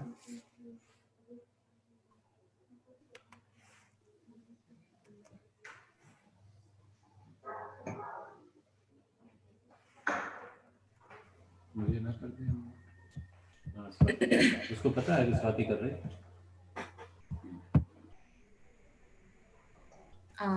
Hello, Saideep, can I share my screen? Yes, ma'am, sure. You may share. I have given the rights, ma'am. You may share. Okay, ma'am.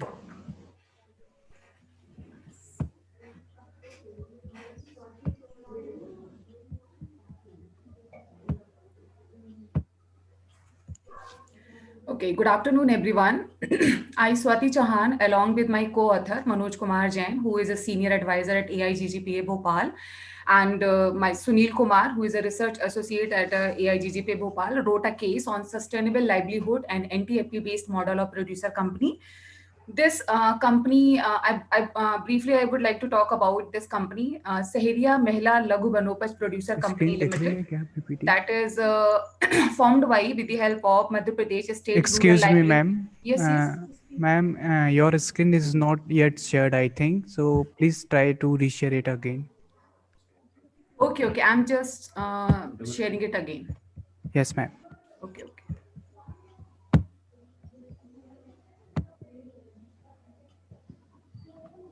Is it visible now, Saidi? Yes, ma'am. Now it is visible. Okay. Thank you. Okay. Thank you, ma'am. So I was discussing about this company, that is Saharia Mehla Laghu Banopaj Producer Company, which is established by Madhya Pradesh State Rural Livelihood Mission with the help of Technical Support Agency ADS, that is Access Development Services, in 2016-17.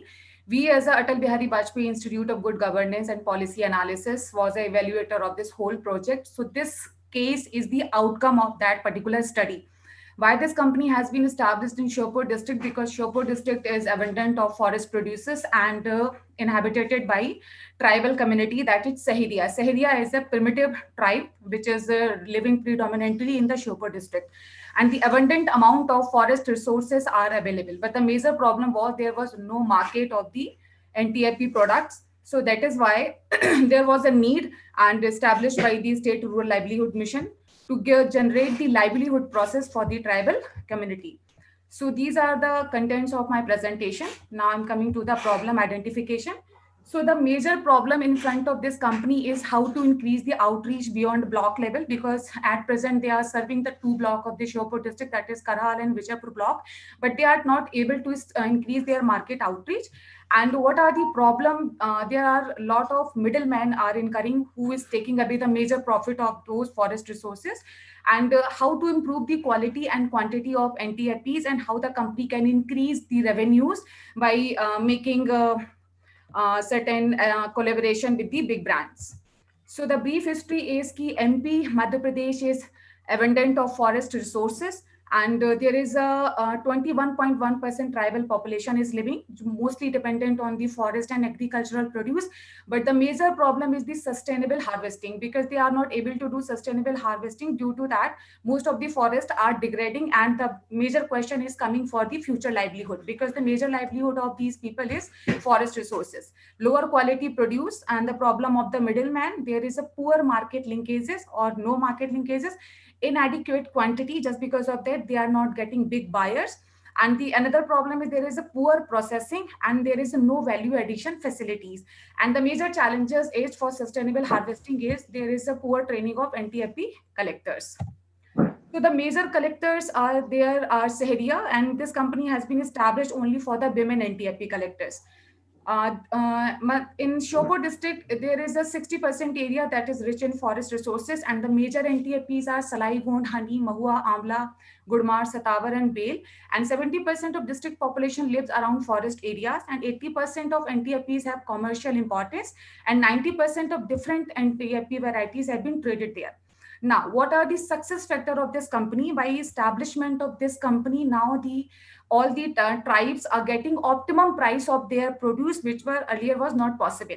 Now they can access the market easily, because this company has made a model of village level collection center. Now they do not have to go anywhere to sell their produce into the market. They can sell their produce at the doorstep. Now when they are selling their produce at the market price, they are getting few money, and they are improving their social status. And this is a community owned institution, and all the board of the director of these companies are these tribals. But the major challenges in front of the company is expansion issue, major the processing tools, because they do not have a good processing tool, they do not have any processing plant, and the forward marketing linkages. This is the whole model of the Saharia Mehla Laghu Banopaj Producer Company, ki all the NTFPs collected by the women NTFP collectors, and which is they sell into the village level collection center. which is taken care by the CRP, that is community resource person. And another company owned person are the LRP, that is lead resource person. They collect NTFPs from the collection center and bring into the companies, go down, and then company do primary processing of these produce and sell it to the local traders and buyers. Now, we are suggesting few alternative options, solutions which are available for the improving the supply chain of these NTFPs. Pool and sell model, store and sell, process and sell, pool, store and sell, pool, process and sell, and other models. So in this way, at present, the company is following pool, store and sell model. Training of various stakeholders is the very important to improve the quality of the NTFP produce, and for making the forward linkages to making the collaboration with the big brand, quality and quantity both are very important for the company. So we have suggested two models for improving the value chain or supply chain model: pool, process, store and sell model, and pool, process, store and sell with value addition. In the present model, the pool, process, store and sell, they can improve the quality of the product and quantity can be increased. But the question of the value addition and forward linkages will remain the same. But in the second model, pool, process, store and sell with value addition, we can achieve all the objective which is company having at present right now. So we are recommending to adopt the pool, process, store, sell with the value addition model. It will provide them higher quantity with the quality produce, and it will attract more buyers, and it will improve the forward market linkages into the future, which will improve the sale of the company. Now, if we improve or if we implement this model, there are few risks. The major risks are the company is owned by the community people, like all our Seheria women NTFP collectors, they are illiterate. So major decision is taken by the staff, that is CEO of the company and other who is employed by the company. So they do not have a good decision-making power, but this issue can be mitigated if there is a proper training and capacity building is given to these BODs. Second is they have an influence on the decision making. If we will empower these women with the help of the education and other things and other communication drives, so we can empower them and they can become self-sustained to take their own decisions. There is a need of trained staff and manpower, because in the interior location or areas, people are not willing to go and do their job. So in this case, they can hire the local person and train them so that they can take the company to the next level. And another issue is the availability of fund if the company want to expand. In this case, if the company will approach the large companies for making forward linkages, then this issue can be resolved. So the learning objective for the students who are studying supply chain management courses, they can understand what is the model of supply chain management or value chain in case of non-timber forest produce, because traditionally we have already studied SCM in traditional products, but in case of NTFP, this is a new area which will give them insight to think about this NTFP value chain. To comprehend functioning of producer company, how producer companies are working and what are in other areas these companies are expanding themselves, and to analyze the supply chain activities of non-timber forest produce. And they can also give suggestions how we can replicate such kind of model into other district of MP or maybe other outside the MP where there is abundant amount of forest resources are available. So the teaching note will help to understand the NTFP value chain, what are the various value chain model had been suggested and what are the forward market linkages. This is the executive summary of this case that is aimed to understand the NTFP value chain in India, as well as to understand the functioning of the producer company and what are the major supply chain activities taken care by the NTFPs, by women NTFP collector and LRPs, and how to support training guidance to women NTFP collector and lead resource person. So there is the issue of poor marketing linkages, lack of proper infrastructure, ownership issue, and experienced professionals. Thank you.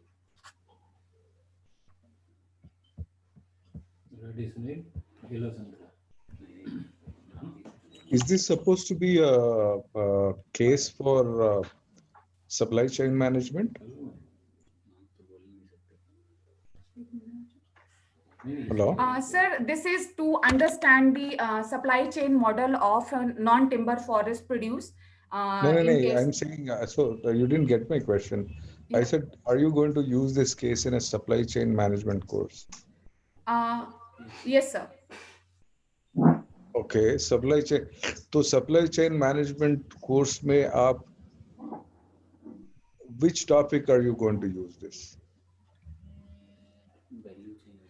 Sir, value chain activities. Value chain activities को map तो कर लेंगे. Yes, You sir. have the map. It's not a big deal. Now the basic thing is, the question is, you said there is a pool, store, sell model. value Yes, sir. added model is the model Yes, sir. that you have already recommended. But if that is supposed to be the model, then what are the dilemmas?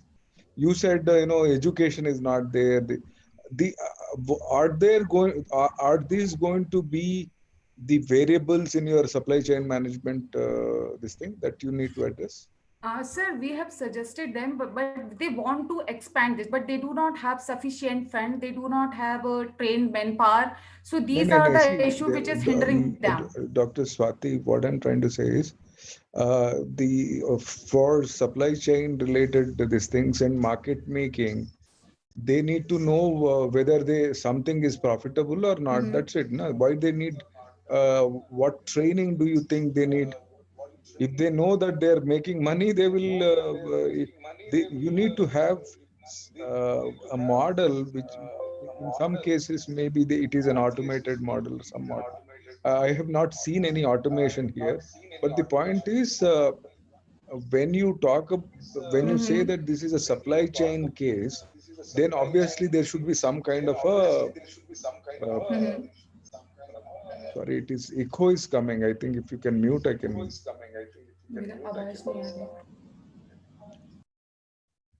So it has to have some kind of a quantitative model. That's what is one of the key things that you need to do if you have to develop this as a teaching case. But yeah, I mean, then there are if you suggest a model, then there'll be alternatives, costs, benefits. Okay, what are those costs? How those costs have to be factored? What is the optimization solution? The students need to answer some of these questions. So is there enough material to answer these questions in the case? Is the thing that you need to explore, I guess. Okay.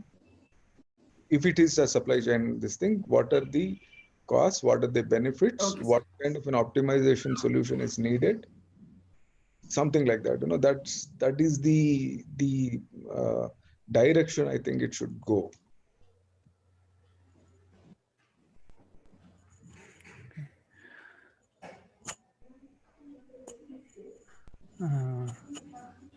Johnny sir, any question from your side? No questions. Thank you. Okay, sir. Okay. Thank you so much, ma'am. Now we are inviting the next participant of the case. So our next participant is Dr. Shilpa Sankpal. Sorry.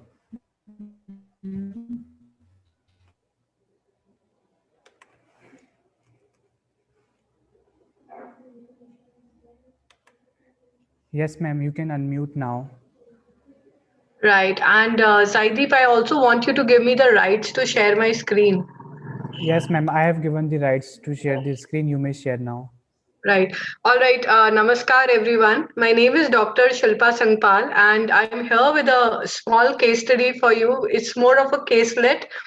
And before I start my case and everything, okay, let me just start my presentation and then I'll like to talk about it. So let me share my screen and we'll continue after that.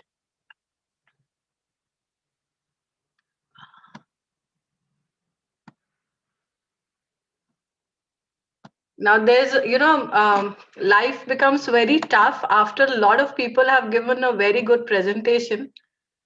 And it makes me nervous also. So I hope that my time has started and I'll start my presentation. I hope you can see my screen. So I'll be talking about this particular case, which is something that I've developed because I know that this is a common question that Vinay sir is asking me. Let me just start by answering it right off the bat. The case that I'm presenting is Charlie Davidson's love affair with India. I'm sure you've gone through the case, sir. And this case was developed for undergraduate students of management, which, if you have gone through my case, is a very linear narrative of something that has gone wrong with such a global iconic case. And so my case captures the block after block that actually went off wrong for this particular country, for this particular company. I have followed my own way of presentation because this is a global case competition. I was expected to be presenting my case, and that's what I intend to do. Now, this case, okay, you've already received my abstract. I've told you that this case is dedicated to a particular brand, which is a well-known brand across the world, and they've decided to wrap up their India operations and leave India. This brand came to India with a lot of hopes and dreams. It's a hardcore American brand, and there was a very high aspirational value also. And India is a very lucrative market, but then a lot of things have gone wrong for this particular brand to have finally decided to get off. So this case is very timely. It has been written in the context of now, thanks to this great year 2020, which we'll never forget in our life. And it talks about how the brand name that it carried was no guarantee for success. Otherwise, Indians love foreign brands, and most of the foreign brands in India have really done well. But that has not been the case. If you've gone through my case, I've also added a lot of numerical data, which is there in the end. So I'll go to the next one. I'll start with the case itself. It says Charlie Davidson sells to 43-year-old accountants the ability to dress in leather right through small towns and have people be very afraid of them. So nothing smacks more American to the Indian consumer than Levi's, McDonald's, and Charlie Davidson. And yet the iconic motorcycle brand broke out the pull-out sign from the Indian market in 2020. This September news, this has happened in September 2020, and this had been brewing for a long time. And the decision of this American company from the Indian market was because the American giant had a corporate strategy reorientation, and that is why they decided to pull out of all the markets where they were really bleeding, and India was unfortunately one of them. This brand is over 100 years old, and it has been able to maintain its charm and glamour, but that charm and glamour could not prevent this company from fumbling.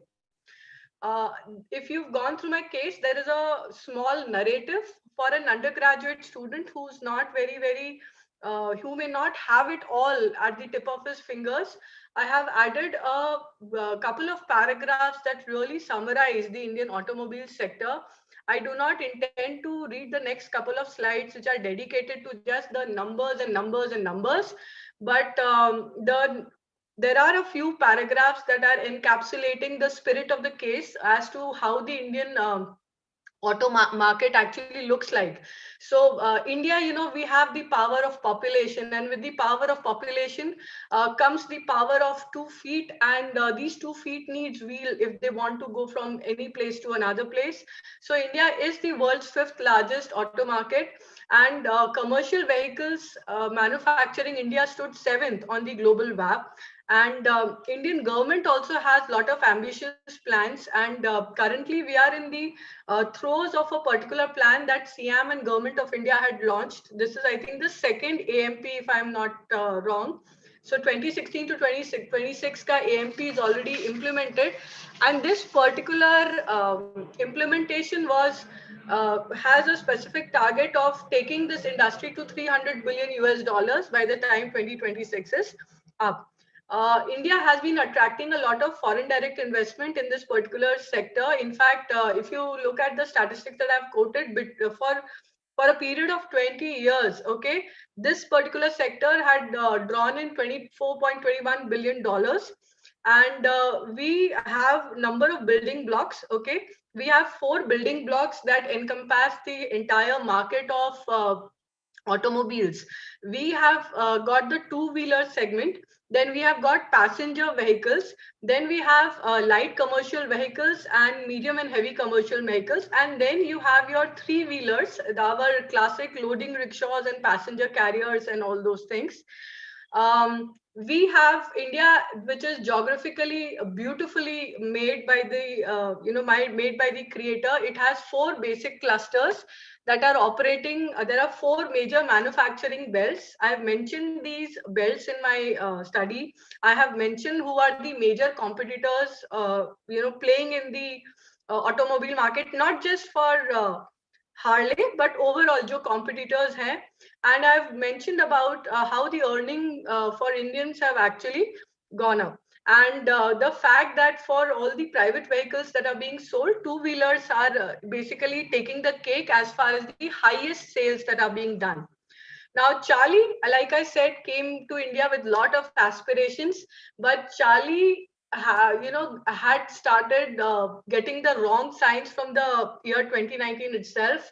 Globally, Charlie Davidson sold just 424 units, and out of all this global data, in a map which is in a country which is one of the best, jinka two-wheeler sales are like skyrocketing, India had just 1% share in their global sales. And so they had this ambitious, corporate plan, more roads to Charlie Davidson. So they had to immediately reorient themselves. And if you're aware, Harley Davidson has now enacted a new corporate plan, which is called as Rewire, because the pandemic has affected their business just like all other businesses. And one of the core purposes of Rewire is to bring them back to the markets that are giving them money, which is like pulling away from markets which are bleeding it up for them. They are doing their product launches, they are working on their merchandising, and again, pulling out from markets that are bleeding for them. 2009, Charlie Davidson came to India. What I know is that Mr. Anup Prakash was that time living in the US, but he obviously had Indian roots, and so he was brought into this market. Anup Prakash had a lot of dreams for Charlie Davidson in India, and he believed that because this brand was so iconic and there was so much brand awareness and Indians were apparently really rich, this motorcycle will start selling like hotcakes. Okay, but understand that this is there was a very un-Indian image of this motorcycle. Everybody likes to be hep, but this brand had Schwarzenegger's swagger and that big beer belly, that big tattoo, big bad boy images, people going long routes on those motorcycles with beautiful women behind them. And that image was extremely un-Indian. Okay, and what the model that the company has been using in India is that they are importing these motorcycles as completely knocked down, and then there is a plant in India which is assembling them. And their highest selling motorcycle is Street 750, which is just 4.7 lakhs. Okay, but this is the price range where an Indian will start dreaming of his first car. So the company did have other models, but they were all up from that 1.5 crore rupees that these particular models were going. There were a lot of financing options available. They had it really good in terms of giving financing options, but still the motorcycle was extremely Sorry expensive. to interrupt you, ma'am. Yeah. Ma'am, actually, you have taken the allotted time, so I request you to kindly conclude the case. Okay, so have I taken my 8 minutes?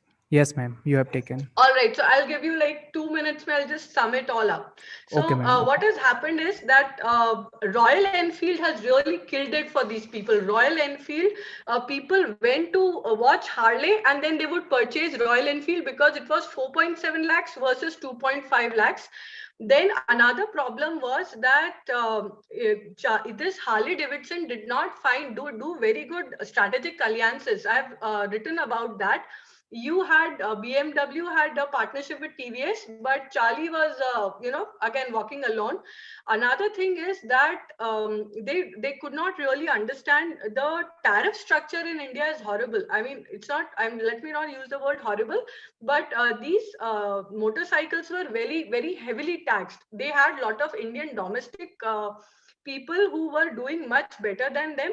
Then I've quoted these sales figures, and after that, another problem that they have, and this problem is still persisting, is that they had only 35 dealerships pan India. So a Harley Davidson doesn't go wrong, but if it goes wrong, you have to find a person who can give you the spare part, and sometimes these spare parts have to be imported. And so just having 35 dealerships for a country of the size of India was not enough. Then the other thing was that the tariff burden was really killing. So when Donald Trump was talking to the whole world, he had a problem with the whole world. One of the things that he spoke to India about was the taxation that was being done on this particular one. And that kind of left the company in a flurry. This is where the case ends, that the love affair was over with Charlie, where Charlie is left clutching difficult options. These are my three case questions. Like I said, this was meant for my undergraduate class. Okay, so these are the three questions. In my teaching notes, I have given answers for these questions. These are the references from which I developed this particular case. And yeah, so that's what my case was. I tried to be succinct and I presented my case, and I'm ready to take your questions, Vinay sir. Don't roast me because I've really been observing you. Yeah. I will not roast anybody. I'm Thank you, sir. basically trying to give you a perspective so that you can Yes, improve sir. the case. If I Definitely, have to sir. roast you, you should be in my class. Then you will know how we'll roast. I will be, sir. Please invite me. Okay, so the fundamentally, I think the name is Harley Davidson, not Charlie. I know. I actually got a call yesterday to disguise the name, so I converted it to Charlie. Yeah. There's no need for that because the whatever you have presented is largely secondary data. So it's Secondary database. Yeah. So there is no need for disguising. There is no such this thing unless you are talking about something that is that is if you have based on a primary interview. No, it wasn't based on yeah, primary. if you have written the case with the permission of the company, then that's a different story. But anyway, there are 2-3 things that you should know about this case. Yes, Harley sir. Davidson is essentially an American motorcycle company which is famous for its twin V-shaped engines. Yes, sir. V-shaped engine. And it is these are massive engines, fuel guzzlers, and massively sounding engines. So it is this Yes, is sir. basically this thing. So Harley Davidson actually has problems even within United States of America at the moment because the kind of technology transitions that it had made, all of them simply flopped. Okay, Yes, this is in USA. Okay, and Yes, in sir. USA the options for motorcycles they have gone up, and it is a market also with a lot of options. But Yes, the sir. essential United States signature, it was losing within United States. So that is the major Yes, problem. It is not Yes, the sir. problem of tariffs. It's not if it's Yeah, because supposed I to be. wrote them No, about their I'll entry tell to you India. Yeah, but I got your point. Yes, sir. I'll tell you the factual part of it so that I think you can incorporate part of it in the this thing. The Right, basic sir. this thing tariff is basically because the motorcycles were imported. They were Yes, not sir. manufactured. If they were to No, manufacture they it, were not. then there is no question of that. So therefore, the essential this thing was, if they had the market, they should have manufactured, but they didn't, because Yes, sir. the motorcycles that they were selling, we don't have the market for them here in India, because Yes, we sir. don't Cruisers. use that kind of devices in the country. Right, We have sir. never been using it. There is no concept also. Yes, sir. These days it is the superbikes concept has come and people are using it for traveling, cruising, and things like that. But Yes, sir. essentially, its competitiveness in the market is a question mark, because it is Yes. the parent company itself is in a problem. So that's one of the Yes, sir. things that you need to incorporate if you want to teach. Right, sir. I But will, again, sir. I've written. Yeah. but the basic question is still the same. The case requires some kind of course mapping, some kind of topic mapping, and then then when you teach it, it should have clearly articulated objectives that you will achieve. Okay, and Yeah. again, the basic this thing is you're apparently using many concepts, Yeah. and therefore maybe if you use it in the class, maybe you will not focus on one. So I think you need to take a call, and maybe you can think about what kind of strategic options do superbiking has in India, Yes, sir. and what kind of strategic frameworks that companies need to evolve. Use this. Yes, Okay, sir. and then what happens? You have one single question. You can teach the material, write it for that purpose, teach the material in the class. Then I think it goes well. But if you are talking about tariffs and all of those things, then to it's like it's a never-ending story. That's the. Yeah. Got your point, sir. Yeah. Johnny, sir. Dr. Shilpa, I would say it's an interesting case study, Thank you, the sir. fall of Harley Davidson in India, but I have a comment on the study that I could notice that you've mentioned factors that contributed to this fall in India, such as the cost, rivalry, lack of alliances for Harley Davidson. But when I looked at your references, I noticed that all your references are secondary data. It's all of them are links, online links.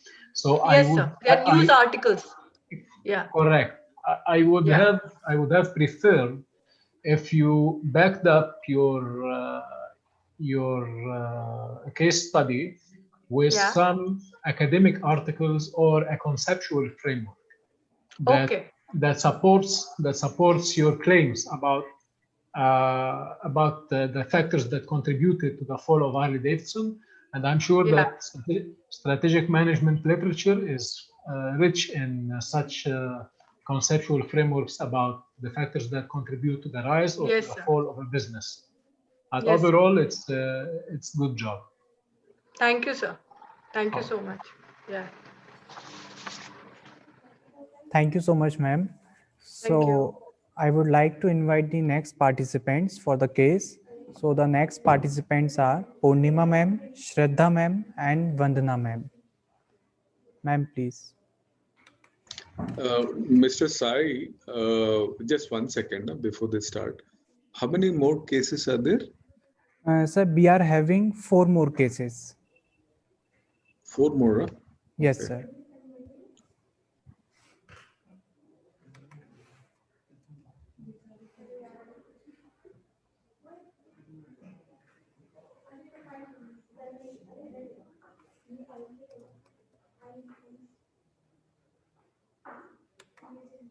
Purnima ma'am, you can unmute yourself. Yes, sir. We would like you to share the screen for us. Sure, ma'am.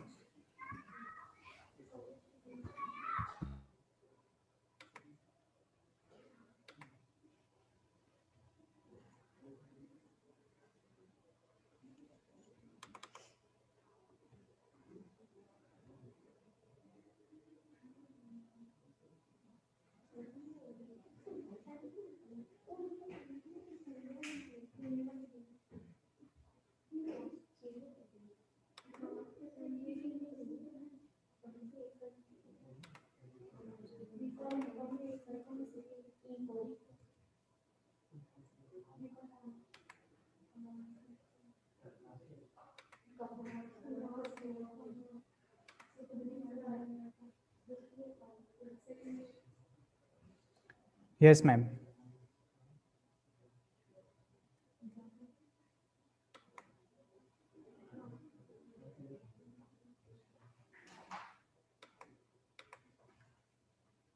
Ma'am, please unmute yourself. Sure, sir. Okay.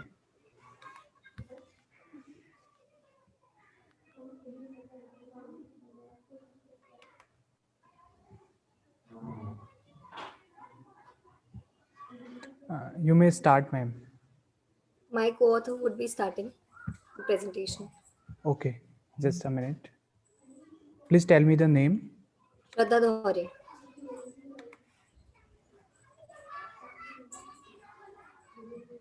Okay, Sir, you not given the permission to unmute. now I have given the permission. You may mute now. Yes, sir. Yes, sir. Okay. Okay. Good evening, sir. Please first slide. So good evening, honorable panelists, for giving us this opportunity to present ourselves. I am here today. I am here. I am Shraddha Dhore with my fellow group members Purnima Gupta and Vandana Bhadoria, going to present our case study on the topic marketing tactics to become payment bank. Case study of Uthan Payment Bank. Next slide, please. As here some contents of our presentation which we are going to discuss. Next, sir. Next slide, please, sir. So we have found two major problems. But first one is how to aware the pupil regarding the concept of DPB, how to reduce the fraudulent cases and increase the cyber security. And next questions we have found how Uthan can capture more urban area customers. Next question, sir. Next slide, please.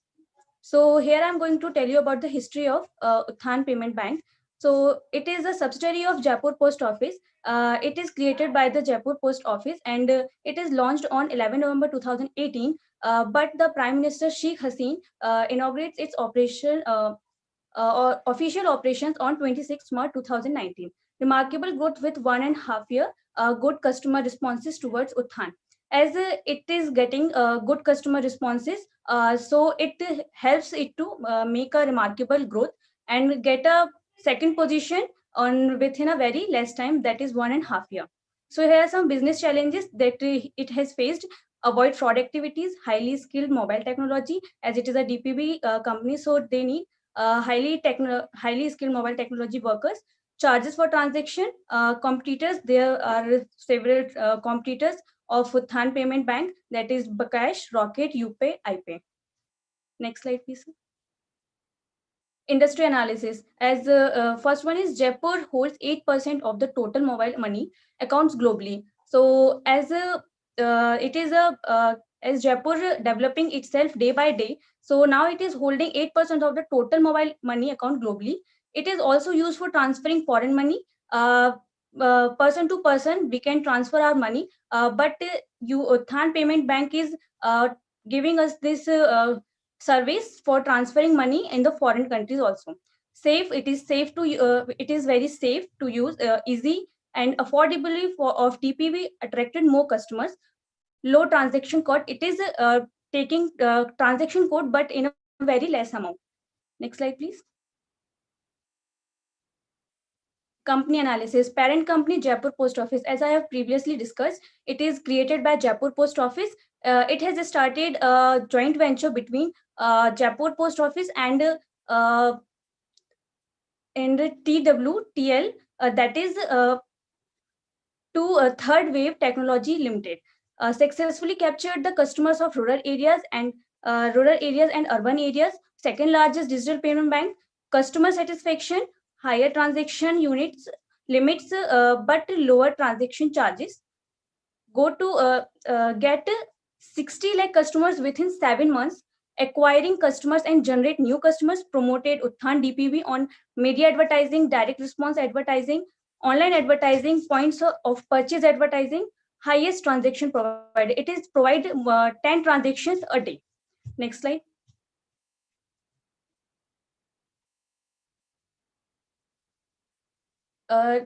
Please allow Vandana Bhadoria to explain. Next slide.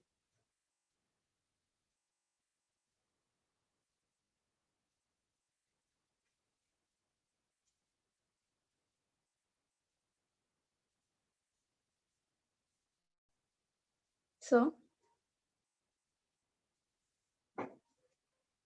Hello, sir.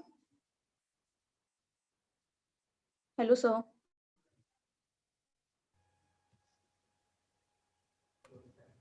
Yes, I have given the rights to Vandana. Hello, She can continue. Hello, am I audible, sir? Yes, Vandana, you are perfectly audible. You can continue. Okay, so there is alternatives here. First, media advertising. So we can use our local media for advertising in a different way. For example, we provide brochures, pamphlets, and samples and some ads on our television and our radio channels. Second, online advertisement. Nowadays, people live without food and shelter, but they can't live without scrolling the new stuffs. So we can promote this on our website to build a strong relationship with their customers. The next is direct response advertising. We can also interact with our customers through SMS and inbox texting so that they can communicate with us and have immediate responses. Next.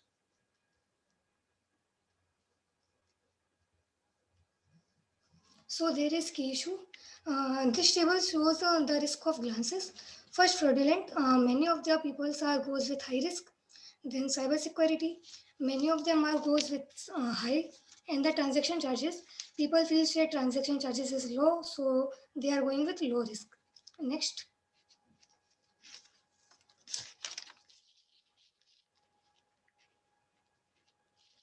So here is recommendation. First, transformation into a digital payment bank. We know that cash-based transactions are typically unsafe, expensive, and inconvenient and hard to carry. So the transformation of digital side is worthy because it is safe, secure, to provide security and easy to carry. Then the introduce diversification. When the digital transaction is introduced, many of them are not aware about it. So, but it's changed a lot of things. Especially those people who don't have their accounts, now they have it. Then being a market leader, we assure our customers that the process is applied only in Jaipur, but our customer feels good and satisfied with our with our promotions, and then we definitely spread in a large area. Next, sir. Emerging growth and DFS. Many people's emerging market don't have a formal bank account, so that adoption will also be digitally financial services slowly many solve problems. Next, sir. Then implementation. Customer unable to understand the concept. Most of the customers are not aware about that, so they face many difficulties to access it. So we can provide some solutions like first booting camp, in which we provide a small touch up that how can we access it, how can we use it. Then live video chat. If any customer face any problems, that he can easily interact with us through a video chat, and we can solve it. Then launching a proper application. If any customer feel unsafe or he is not able, then we provide a proper application that includes instructions step by steps so that he can easily access it and enjoy the process easily. Then the government sudden changes in the in regulations. So if we all know that government frame policies and programs day to day, and it is very useful for the country. So if government changes anything, that we can ready for that, and we welcome the upcoming challenges. Then corruption with the company for the government side.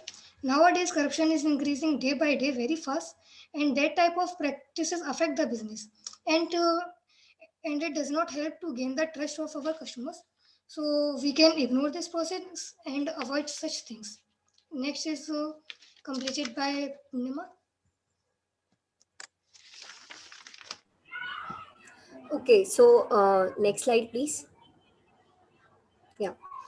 Learning objective. These following are the objectives which can quantify the impact of the whole case study. First, brief Purnima, understanding. sorry to interrupt you, but you have taken the allotted time, so I request you to just conclude the case. Sure, sir. I'll finish it within 2 minutes. Sure. Okay, so the following are the objectives. The first one, brief understanding of digital payment bank. Second is identifying the prospects and opportunities of digital payment banking in Jaipur. And the last one is defining the affordability and efficiency of Uthan's marketing tactics. Next slide, please.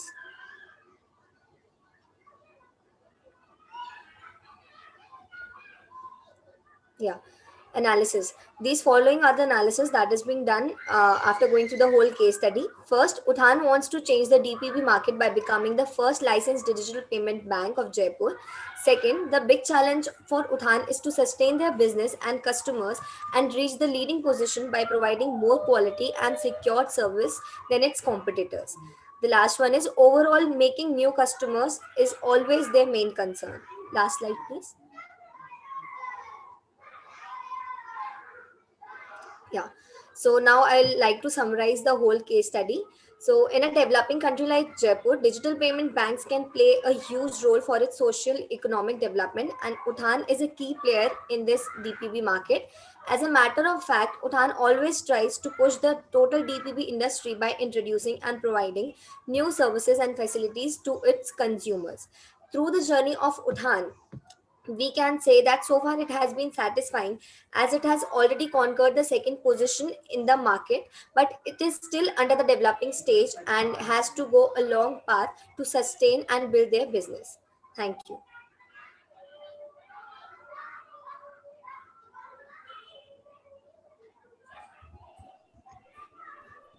Are you the students of the college? Yes, sir, we are students of undergraduate from Prestige Institute of Management. Good effort. I mean, I think you did a good job. Keep it up. But what is a payment bank? So it's Uthan Digital Payment Bank. No, what is a payment bank? Okay, so a payment bank, generally it is a bank through which we can do the, we can have the services that is being provided by a traditional bank, where we can have the deposits. See, Purna, you should get the question. Okay. What is a payment bank? What is a payment bank? You guys are undergraduate students, no? Yes. Which year are you? Sir, we are in third year currently. Third year of which program? BCom. BCom. Okay. Yes, sir. You guys, how many payment banks are there in India? How is it different from regular bank?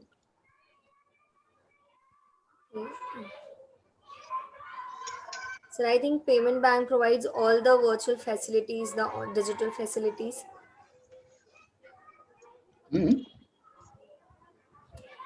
But in traditional one, we will have to go to the office itself, to the banks itself. No. See. The basic thing is, there are certain restrictions on payment banks. They're not regular banks. Okay. If you know what are the restrictions, then you will understand what are the constraints of the business model. Okay.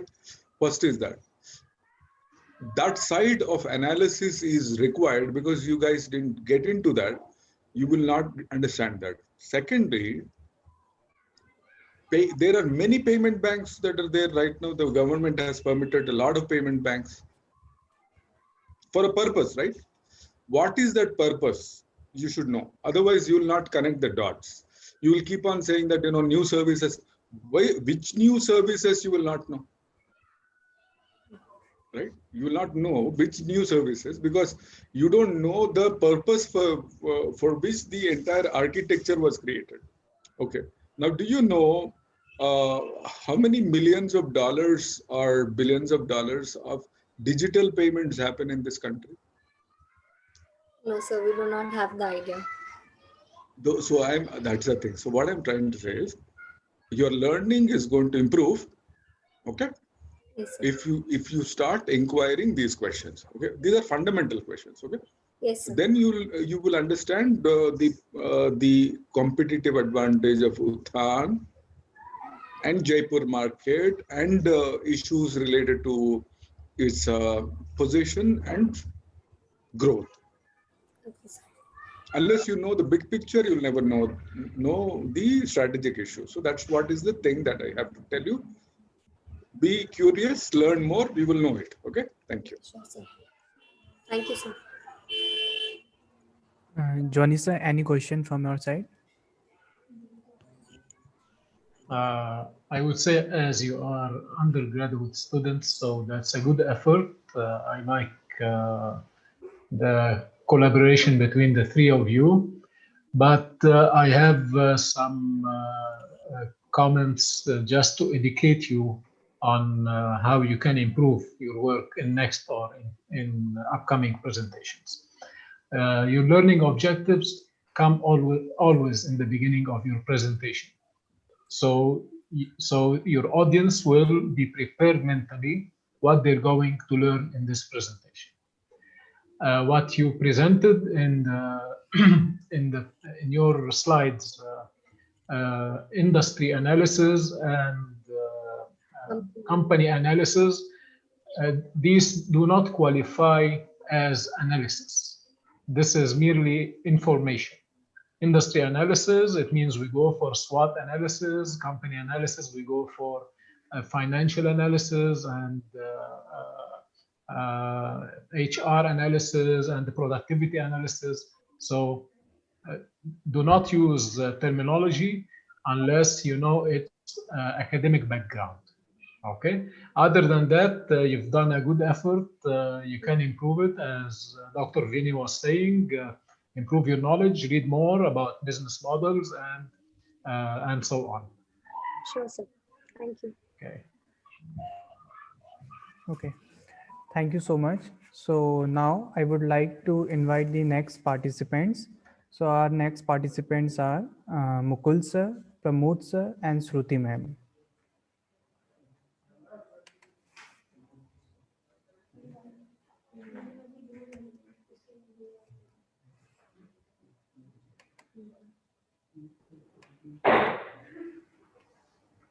Hello. Yes, sir. So whether I need to share the presentation or you are just sharing? No, I will share my presentation. Sure, sir. Sure. Please share. I have given the rights. Please share. Okay. Okay, sir.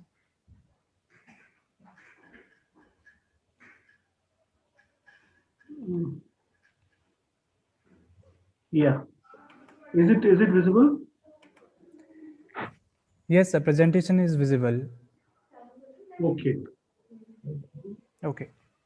So the case we are going to present is actually based on an empirical work where we had actually gone and studied the performance management aspect in that, with a focus on KRA introduction. So we have just changed the names and all. And when we go for further research and publication, then we will again take permission of them and maybe use original names. So this is based on empirical data.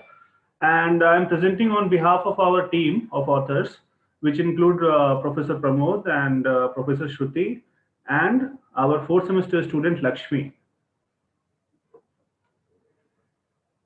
So this case is actually based on performance management system and the problems in the company, how the performance assessment was not done systematically, and how it led to the grievances of employees, and what was the approach of management to solve the issue. So it revolves around that. There was a lack of objectivity in the earlier performance management system, and there was no metrics or objective approach was not there. A lot of time the leadership took decisions on ad hoc basis, and there was no systematic linkage of performance assessment system with other practices like training or career progression of employees. And ultimately it resulted in a lot of grievances and grudges created in employees, and some of the employees even started leaving the company, and the competitors actually started seeking employees from this company.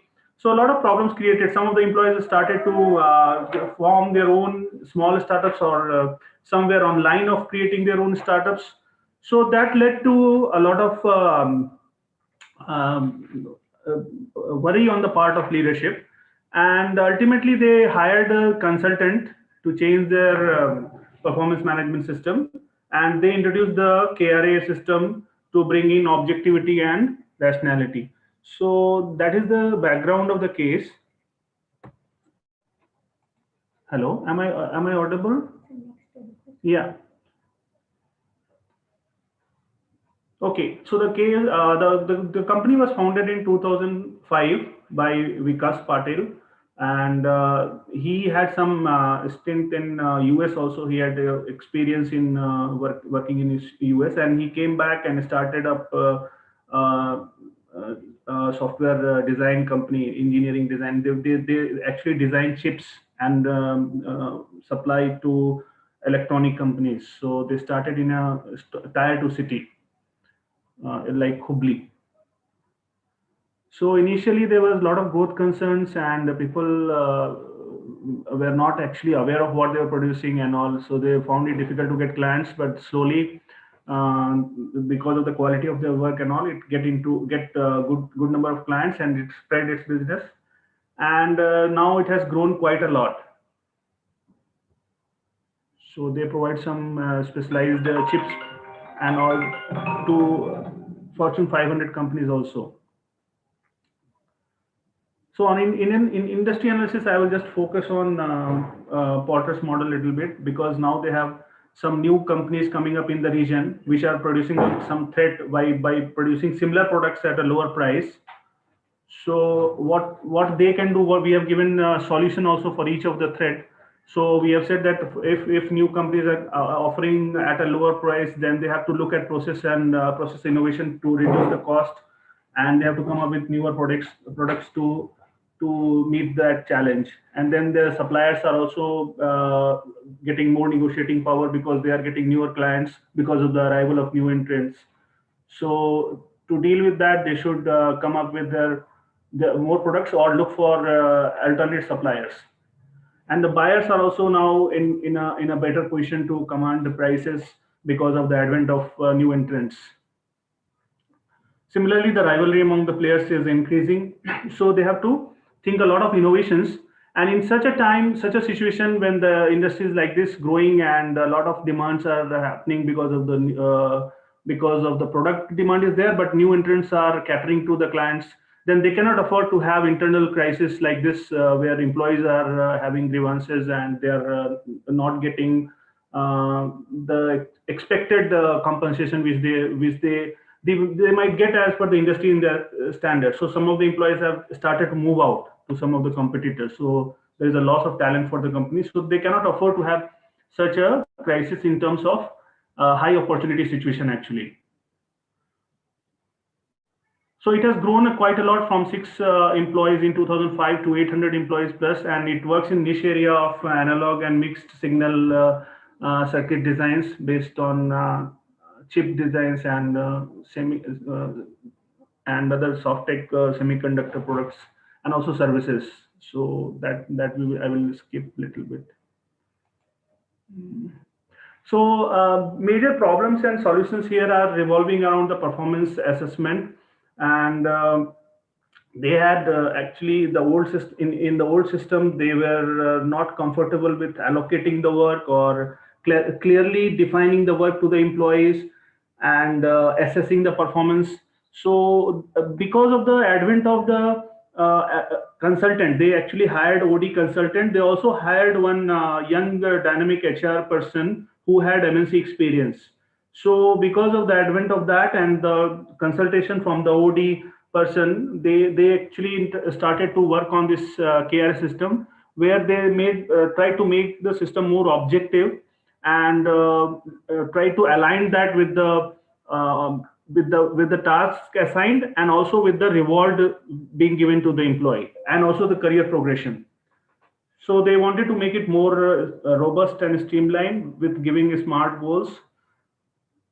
But it had some cons also, which we have mentioned. So there was overemphasis on performance, which sometimes was at the cost of potential. So performance became the determining factor.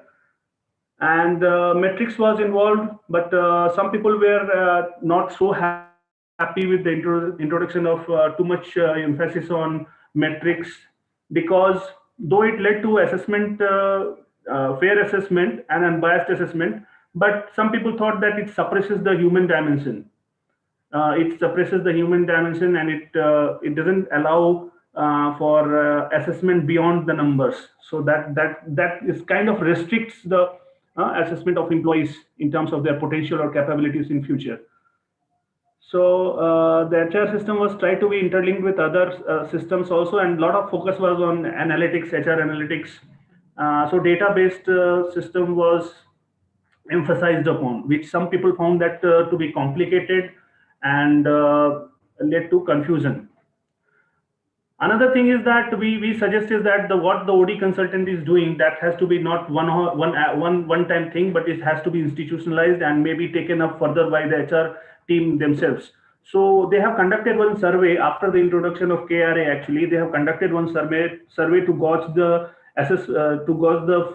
feelings of employee, how they are accepting the new system. So they got some mixed response in that. So some people were happy with that, and some people were not happy with the system, and still they had some grievances there. So another solution which we are providing is that it should not be a one-off thing, and the HR team should actually understand that approach of following it up and getting the things institutionalized. So the changes should stay in the system. It should not be a one-time thing. That is very much important. We have created a kind of a matrix based on the solutions we are providing on the left side. So the KRA system should be continued, which will lead to objective. Sorry to interrupt you, sir. You have taken 8 minutes, so please conclude the case. Okay, I will conclude in another 1 minute. Okay, performance reward linkage. So if they introduce objective-based metrics, again, it will lead to greater objectivity and linking with the HR system with other practices, HR practices. So that metrics is there. We are recommending that this KRA system should be continued, and weightages and the time frame should be clearly communicated to the employees, and there should be clarity because in the survey the consultant found that still some people were not clear about the grid review system which they have developed. Grid review system is a kind of a metrics they have developed to keep the key areas of performance and the weightages and the ratings given on that. They also came up with the rating system which we have developed, which we have mentioned in the detailed case, where the high performance and the lower performance are marked on the scale of 1 to 5. And based on that, we have proposed that the variable pay dimension should be introduced. So if they get a higher rating, the variable pay dimension should be higher, and if they get lower rating, then the variable pay dimension should be lower. So that we have suggested. And how they have to be implemented, we have defined that KRAs should be clearly marked out for each individual in consultation with the individual employees, so that we have a participative approach based on the MBO principles. And they should give consideration to the time related grievances which employees have mentioned, and the unwanted KRAs can be cut down, and there should be a regular tracking of the performance on quarterly basis. And the appraisal system and the discussion should be properly tracked, and which should help in identification of talented people and fast tracking them, which should help in the career progression of the potential employees. So potential should not be ignored, and rather they should be trained for career progression. Also, if they don't, if they have problem understanding, then counseling is another thing we have suggested in the detailed case. So some of the learnings are these.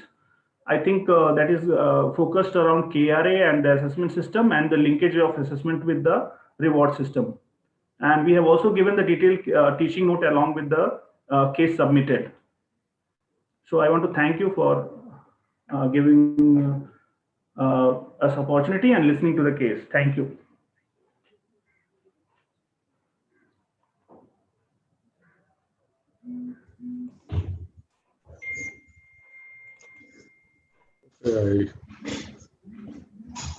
I got slightly confused. You use this word called empirical data. Yeah. Is it empirical analysis or empirical data? It is empirical data. I don't know what is empirical data, because I haven't heard about that thing at all. Okay, we went to the field and we interacted with people, and there was also a small survey conducted among employees. Then it is data. It is not. It is Obviously, not a conceptual. It is not a conceptual case. So maybe I have used the wrong terminology, but that is what I mean to say. That it is not a conceptual case, and it is based on the field work. Then you can say it's a field data. Yeah, because maybe I've used the wrong word. Sorry. Because when you use that word, you get into a different direction altogether. I was trying to find what is that thing that what is so unique. Your data set must be something that I don't know of. But okay, anyway, you did some field study. Yes, sir. Okay. In the field study, you have understood that there is a HR issue in a semiconductor company. Right. Okay, that's the case, right? I mean, the HR issue is especially with regard to setting objectives and. Right, sir. Over a period of time, a part of which has been solved actually. They are responding to it over a period of time. So how they have responded to it, that we have tried to capture and present here. But then when you have to use this in a classroom, then you to have a strategy. Would you use it as a timeline type of a case, like a case A, case B kind of a framework? Or would you like to use one single shot type of a case where you would want to actually see what kind of options that one would have in an organizational development kind of a context? Right. That's one. Second is as an industry, I think there is where is this company placed? Is it in sensor business or semiconductor chips, or what is because we are net importers of semiconductor chips. India is a net importer. So in fact, it is one of the major items that we import. So when you say competitiveness, obviously there are so many areas where we can develop, because we are net importers, so obviously there is opportunity. True. So that aspect needs to come, na? If you say that this industry, this company, when you define, if you say a lot of competitive, it is the business is a lot of competitive. If it is competitive, that means the chips that are manufactured by the company, there are many such people. Then there is obviously it needs to map to a certain type of business. There are sensors, there are optics, a lot of other types of semiconductor sensors you have, right? So there are opportunities where it can get into, right? So that's also a framework of industry in the context of which you are evaluating this, right? I think that has to come up. Yes. So responding to your queries which you have. Hello. May Sir, first thing was about the timeline approach of the case. So we have tried to capture the progression of that HR systems evolutions of Then it has to split into two cases. It has to split into two cases. One where you will develop alternatives. The other is there is an assessment case. Actually, so part B, like there is going to the part B case. Yes, sir. We have actually done like that part A and part B. Maybe if we go for publication, we have the plan of doing like that only. Before introduction. That's what I'm saying.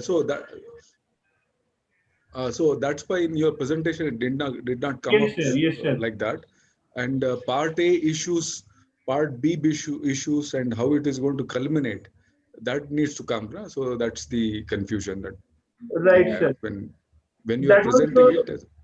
By the way, this is not an empirical work. It can't be empirical, because empirical works have to have inference. I think this is a proper case study, right? There's no need to use empirical kind of a thing, right? Because then you need, okay, it's a different type of methodology you will have to get into. Okay. Yes, sir. And this is into chip design, sir. From 2005 till now, it was quite convenient for them because in North Karnataka region, so Bangalore was already having a lot of players in that. But in North Karnataka, the players were very few. Yeah, there are 200 companies. There, I know that. I know the company. I can guess where it is. But the point is, if at all you say semiconductors is a competitive this thing, because then there is, we import so much semiconductors today. Actually, you tell me, what is the chipset that we have in competition? In fact, actually, you need to also talk about operating systems when you talk about semiconductors. Obviously, Windows based computations के लिए एक अलग होता है, Linux based के लिए अलग होता है. So therefore, it is to do with that kind of a framework altogether. But since we don't have competencies in the platforms itself, we have sporadic chip development. So there is a lot of opportunity actually. True, sir. And that is why they cannot afford these kinds of internal crisis. We are focused more on the internal side rather than, as you said, industry analysis. Little bit we are weak right now. No. But in the case, there should be a 2-paragraph mention of the sector and maybe a table which basically puts them into the competition framework. Certainly, sir. We will do that. And we will add some things as appendix also. We are planning to add some more information. And it is actually a leading company in India. As you said, in the North Karnataka, it is one of the best, and actually it is one of the leading, a very good company actually it is. So it has grown a lot. It gives Fortune 500 companies also, it has the clients. So a lot of our companies are supplying to major suppliers, but the basic this thing is in terms of chip development and chip manufacturing, that industry did not evolve in India as of now, because we are net importers of chips even today. True, sir. So there is still no competitiveness. Competitions are there, but the opportunities are plenty still. So that is the thing. That perspective needs to come in the case, because we are teaching that case in India. That context needs to come. Whichever issue that you talk about in management, that context needs to come. That look, what is the status of industry? That how do you map this company in this thing, and then you can come to the issue, because these issues matter. The conflicts come because there is variability in the way these companies' cash flows are coming up. Okay, your sustained policies are dependent on how stable your cash flows are.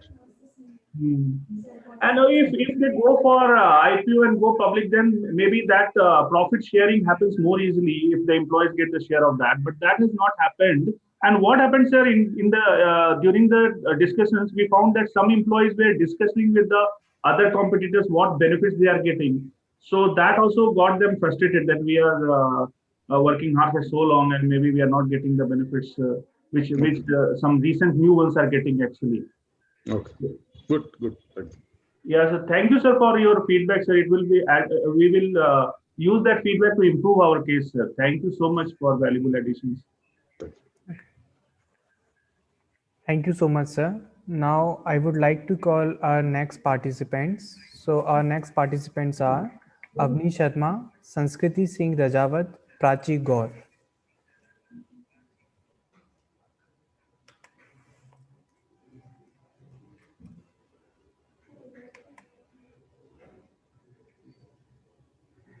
Yes, ma'am, you can unmute now.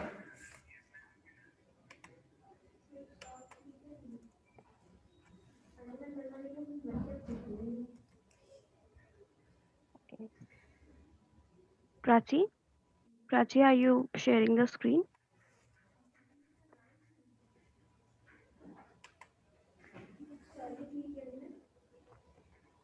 Yes. Yeah, wait, I'm sharing it.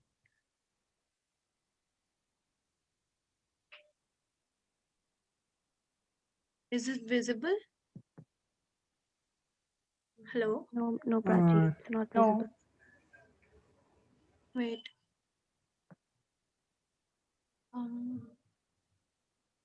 I'm not able to share it right now. I have given you the rights. You can share, Prachi. Okay. Wait a minute, sir. Okay.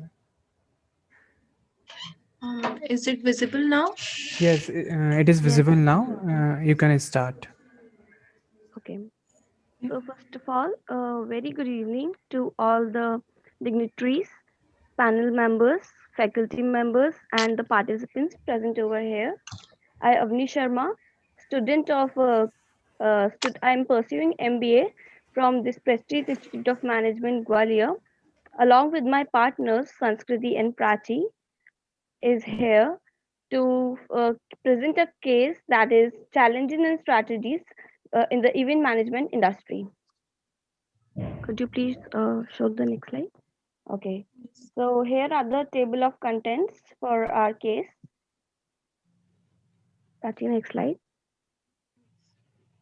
Okay, so in here we are going to show the case about the event management industry, that is Alpha 360, which is an online platform for event managing.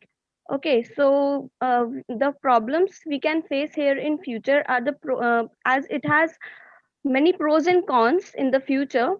So we don't even know about the sustainability of this event management field or this industry Alpha 360.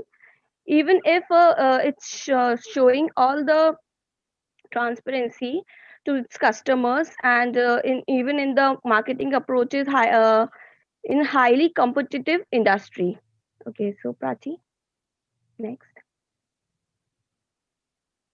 The history of this event management field is event management is a new concept, as we all know. We are following in this era. Every event is done through event managing. Okay, so the Cleopatra it was the first ever planner who hosted fancy royal and planned events and parties. Okay. Alpha 360 is an initiative of the same team behind Alpha Catering, which is also a reputed catering service. Alpha 360 is giving the conventional industry a modern touch. Alpha 360 is growing rapidly with all their creativities and continuous approaches to solve the problems of their customers. So now my partner Sanskriti will proceed the case. Thank you, Avni. So the next topic is SWOT analysis. So the first is strength. Strength is so basically Alpha 360 helps their customers to discover and compare different suppliers according to their specific demands. So next slide, please.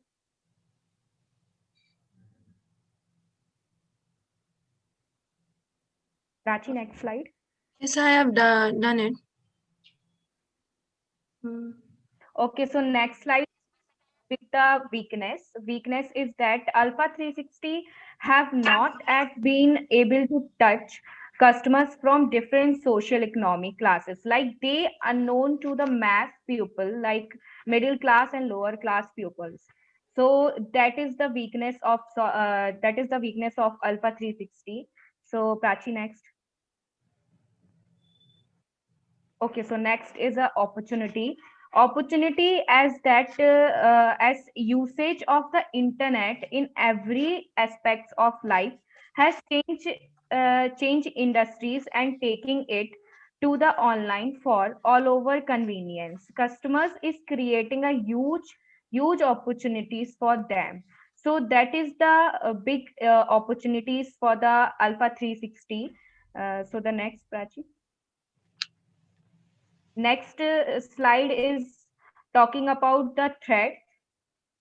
Okay, so basically day by day business will adopt with the new business environment. They will be posting a direct threat to a Alpha 360. Also recent global issue like pandemic are the major threat for the business like Alpha 360. This is the major threat for the Alpha 360. Okay, so thank you, and I would like to hand over the presentation to Prachi.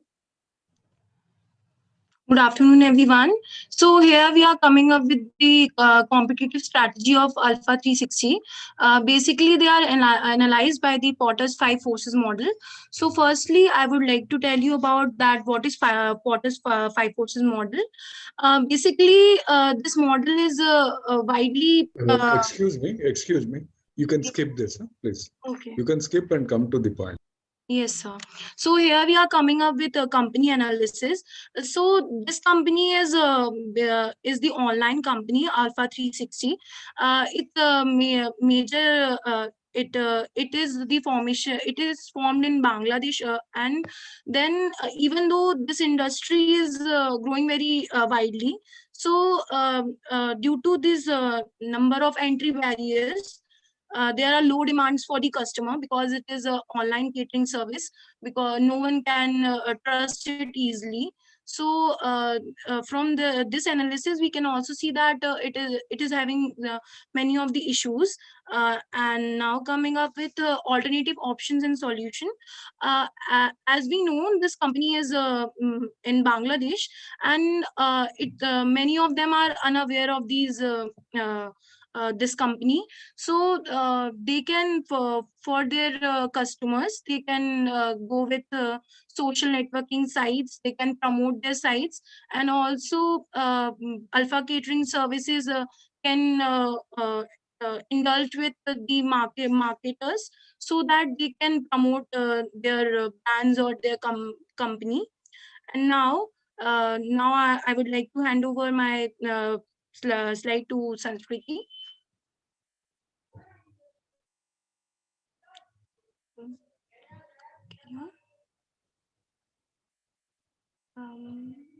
Please carry on.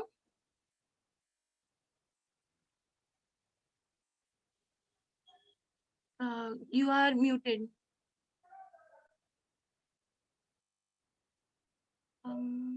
Please unmute yourself. She's muted. Sanskriti, please unmute yourself. Sanskriti, please unmute. Okay, sure. Now Okay. coming up with... Okay, so basically... Now Yes, coming up Sanskriti. with next slide. Okay, so sir, okay, so you are continuing. Okay, so here we are having the three of us marketing procedure: online marketing, offline marketing, cross marketing. So from these marketing, online marketing contain content marketing, blog articles, influencer marketing, and word of mouth. Basically, these include the gain of traffic. If we are seeing the marketing procedure, they from this we used to have the so much of our awareness of the customers, and this result in the process of approaches in the Alpha 360. And now I would like to say Sanskriti to continue with this slide. Okay. Thank you, Prachi. So the next slide is basically for the online promotion, offline promotion, and Sanskriti, cross sorry to promotion. interrupt you, but the time allotted is over now, so you are requested to conclude your case. Okay, sir. Okay. So basically, that's for the online. Online is basically focus on the promotion by website, media platform, is paid marketing, health of the influence, sharing with families and friends. And next, the offline promotion has not rolled out at, and promotion through a customer committee. And last is cross promotions. Alpha 360 is actually the brainchild of the some terms who are behind the reputed name and named Alpha Catering. Alpha Catering has their own loyal customer bases. So the next slide.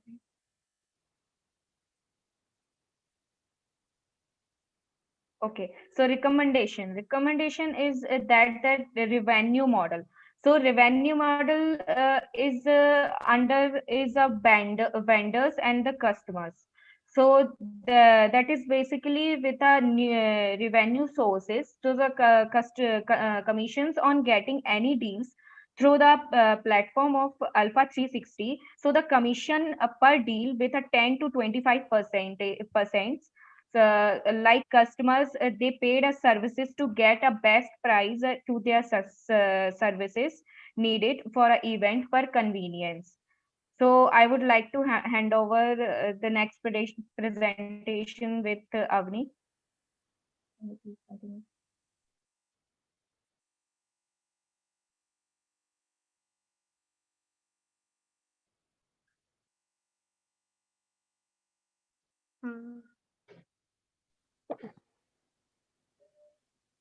Okay. So as my teammates covered all of it, so here we focused more on targeted audience. That is everyone who searches or everything, like if we are searching anything, we see it all in our every social media. So mostly it's covered by targeted audience. So Prachi, next slide please. So summarizing it all, this case discussed the conventional industry of event management service in Bangladesh and how Alpha 360 is playing a major role in the changing industry. Okay, with proper vision and previous experience in catering service, Alpha 360 is bringing in contemporary solutions and finding new ways to overcome the challenges that startups face in terms of changing traditional settings through innovation. They have already achieved a strong position in the market within less than a year by being transparent, customer centric, and innovations in terms of marketing approaches.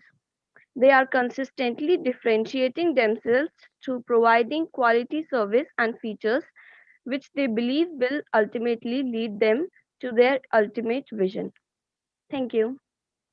Thank you, sir.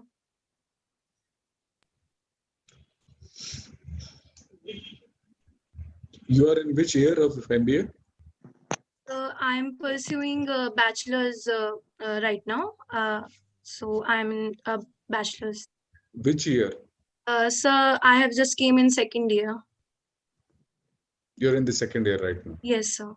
How about the others? So I and Sanskriti and I are in MBA first sem. You're in the first semester.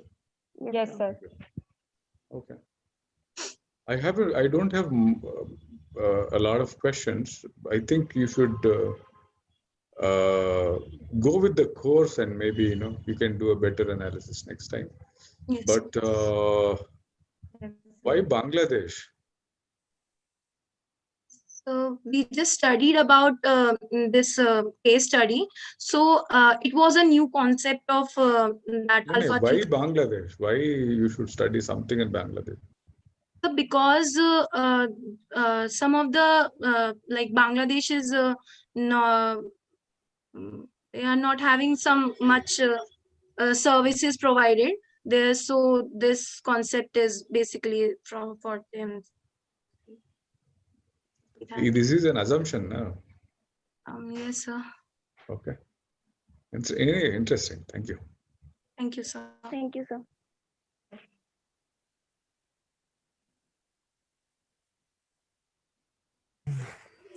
Thank you so much. Now I would like to call our last participant, Komal ma'am. So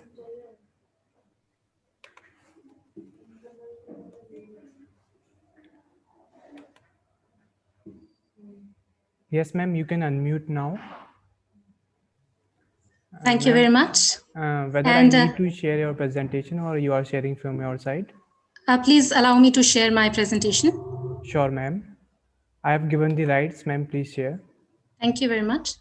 Okay, ma'am. Please confirm if it is visible. Yes, ma'am. It is visible now. Thank you very much and a very good evening to all of you. My name is Dr. Komal Nagar and I'm a senior assistant professor at the Business School, University of Jammu. And the case that I'm going to be presenting today is based on a wellness spa and salon, which is called Wellness Zone Headmasters. And I'm going to simply call it Headmasters henceforth. This is a salon which is based in Jammu and Kashmir in India. The idea behind the case came from one of my own MBA students, Kumud Goel, who is also the managing director of Headmasters. So when I met Kumud, her concern was that although Headmasters had grown since it started in 1999, and it had expanded to 2 more facilities in the vicinity of Jammu, yet Kumud was contemplating on an expansion strategy, and that is how this case was conceptualized. So this case describes the decision dilemma which was faced by Kumud Goel related to the best marketing strategy that she should adopt to grow the existing business at Headmasters. So the case primarily focuses on the ways in which Headmasters could differentiate itself from its competitors, especially at a time when the wellness and beauty market was exploding with beauty salons.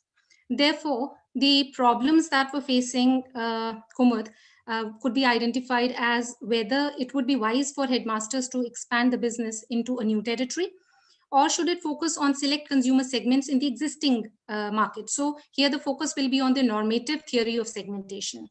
The second emerging problem was which growth strategy should Headmasters adopt to ensure continued success in an uncertain and a hyper-competitive environment.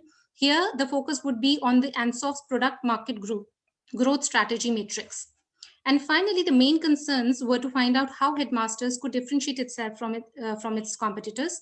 And here the focus is going to be on understanding the 3-circle model, which was developed by Urbani and Davis. Very briefly, the company had started in the year 1999 by the name Personal Point, and soon enough, in 2011, it had changed its name to Wellness Zone Headmasters. It was probably an attempt at brand building. Soon after, initially, however, they were providing just skincare and makeup services, but they started providing holistic wellness services such as spa treatment, makeup, slimming, laser, hair implant, etc. In the year 2015, Kumud Goel joined her parents in the family business. She was not only a BBA, but she also had a degree in Masters in MBA and a 3-year diploma in cosmetology and beauty care. So Headmaster launched its second outlet in the year 2017. It was in Janipur area, which is close to Jammu. And a third was opened 2 years later in an Udhampur district in the vicinity of Jammu.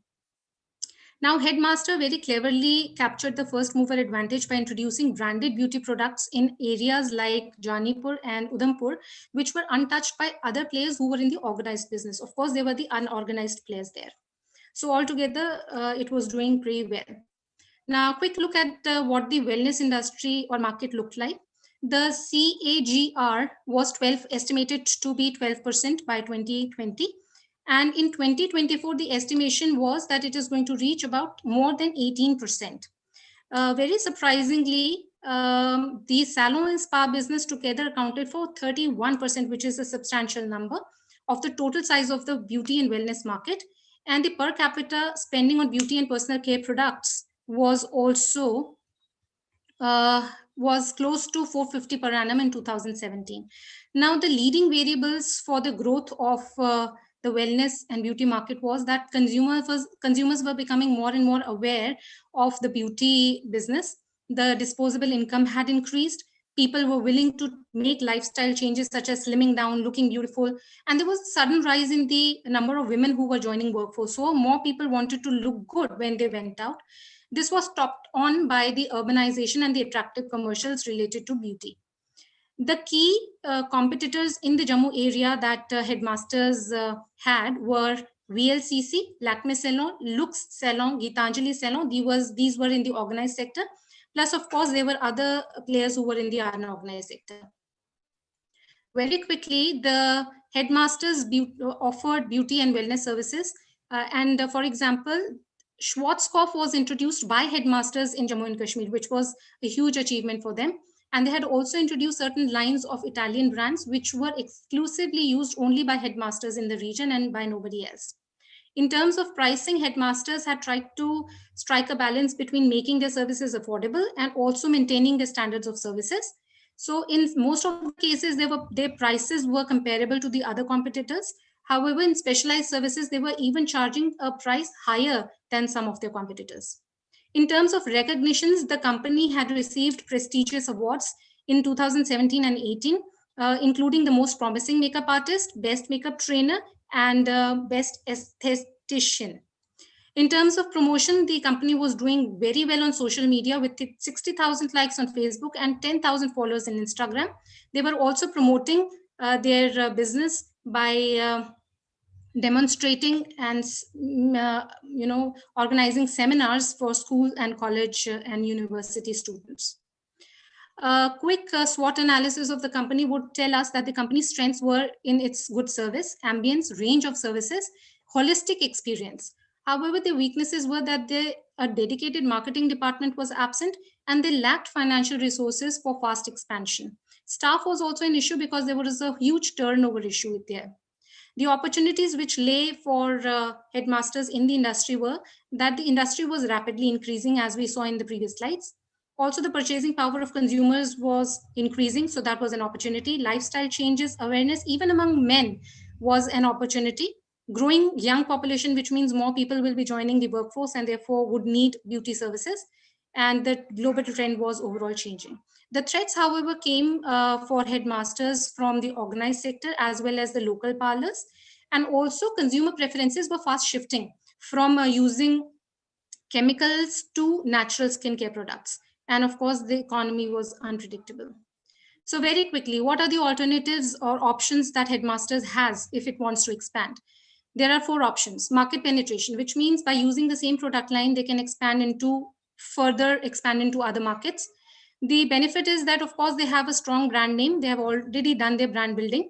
But the disadvantage is that they have to differentiate themselves. Without differentiation, they're not going to be very successful.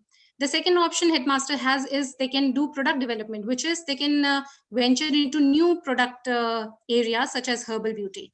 Well, it has an advantage, which means they're going to increase their consumer base and therefore increasing revenue. But the downside is that this needs expertise, technical expertise of the staff. The third option they have is market development, which is they need to enter new market, have the same product.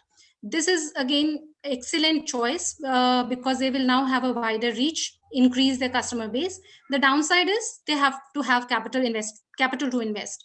Finally, the fourth option they have is diversification, which means new market and new product. While this is great because it is going to increase their consumer base, it's extremely risky because this needs huge investment and the market that you're going to enter is unpredictable. They have unexpected problems. So looking at this matrix, what can we do with these 4 options? If I have the first option, which is market penetration, my solution to them is go for differentiation. Differentiate yourself from the rest of the competitors if you want to use market penetration. The second option. Sorry to interrupt you, ma'am. Actually, the time allotted is over now. So I request you to conclude your case. Sure, absolutely. So the second option they have is product development. My solution to them is that not only should they differentiate, they should also train their staff technically.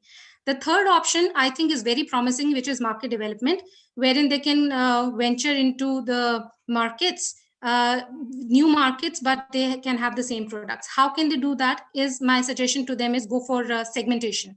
How can they do that? Segmentation can happen on geographical basis. For example, tier 1, 2, tier 2, tier 3 cities or urban, rural areas, or segmentation on psychographic basis, such as heavy, light, and non-users. Now, I have put this question in the teaching note, one of the questions. The students can really discuss and debate what kind of segmentation headmasters can use. Some other segmentation basis could be demographics. For example, they can even open up kids salons for small kids, young boys and girls for their grooming. And finally, a lot of debate can emerge from there. And the last option is diversification, which is new market and new products. For me, I think that would not be a very wise decision. Honestly speaking, market penetration and market development are the 2 options that they can look for. For this, there are going to have to be 2 strategies. Either they can differentiate or they can go in for market segmentation. So now implementation. The risk is increased competition from both organized and unorganized sector. And how do I propose that? What plans should they make to mitigate these? Well, I have proposed using the 3-circle model, which is the 3-circle representing company, competitors, and customers. Because of shortage of time, I'm going to only talk about points of differentiation, whereas the 3 circles also talks about points of parity and points of differentiation for the company, points of differentiation for the competitors. I'm only talking about the points of differentiation for headmasters. In the organized sector, one, that they have promising young leadership. So Kumud Goyal is only 26 years old, so they have young leadership. And of course, this is a sole proprietorship, therefore decision-making is easier. In the unorganized sector, the point of differentiation for headmasters is that they are an established name, they have superior quality, more staff as compared to the local parlors, they can give heavy discounts, they have better ambience, so on and so forth. So the learning objectives. Primarily, the learning objective would be how can headmasters, go ahead and grow their business. The understanding of segmentation is extremely important, and I believe the understanding of differentiation is very important. So these are the three things that the students can learn from this case. The analysis, teaching notes, I think it's a 90-minute case because I've already tested this with my students and it took me about 1.5 hours to do this. I have total of 6 questions that I'm asking in this case. The first question will only help the students understand what the beauty and wellness industry as a whole in India is. The second is students can talk about the unique selling propositions by making a SWOT analysis. The third question can talk about customer satisfaction. The fourth is the growth and expansion strategies, which I just talked about in detail by using the ANSOS product market growth strategy matrix. The fifth question can be related to customer segmentation, where I also talked about how the students can debate and discuss what type of segmentation, if at all, headmasters can use. And finally, the 3-circle approach can also be used. Summarizing it very quickly, the situation is that wellness industry is blooming, in fact, booming. And with the opportunities also comes increased competition, making it difficult to keep consumers from switching over. So what are the issues? The issues are that headmasters, how can headmasters differentiate itself in a competitive market? And can customer segmentation be the solution if the company wants to retain its existing customers? Recommendations, I've already said, you can use differentiation, segmentation, and the 3-circle approach. And finally, what has been the impact? The impact has been that when I suggested these suggestions to Kumud Goyal, she planned on adopting them, and she said that I'm going to diversify by remaining in the same industry. And of course, she's also looking at segmentation on the basis of geography. And I'm looking forward to your suggestions. How can I improve this case? Thank you very much. Okay, Dr. Komal, sometimes if we over-conceptualize something, then it is going to be a problem by itself. Okay. What you have done is you have analyzed so many models you've used. Sometimes, you can actually eat with a spoon, but you have used a machine to actually eat, something like that. That's what is the problem. First and foremost thing is, there needs to be a sort of a connect in the way we look at business models. These are, small businesses, and they don't require that kind of a modeling. First and foremost thing.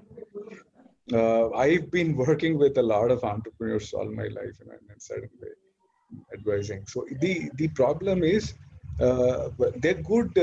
Segmentation is a good concept to teach, but it doesn't work. Unfortunately, Kotler is Bible, but it's Bible in the classroom. It is not such a great idea when we use it in practice. So in a certain sense, as management teachers, we need to, it is good that, these concepts are great in a certain sense. A lot of great people have worked because there were complexities of large businesses. Now you have businesses which are worth $1 trillion, and they require complex models. Obviously, they require complex models.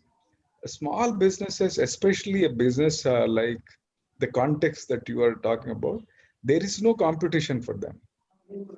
I mean, see, there's a person, this guy is an MBA idlis. Okay. Now you see on the streets, actually. And then he uploaded a video that how do you make a crore of rupees from selling idlis? Yes. Okay, so I mean, the basic this thing is when we start looking at this thing. When we over conceptualize, and also when we start sorry, somebody's disturbing. Somebody's disturbing. Can somebody mute this thing?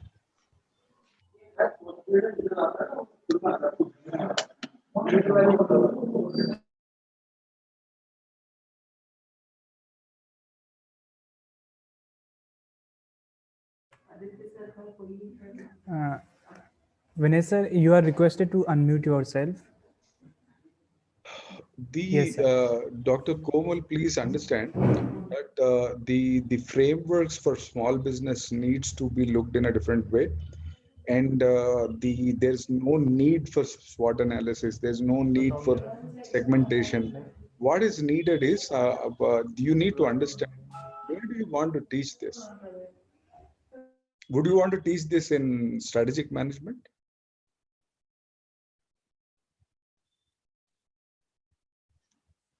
Go ahead, go ahead.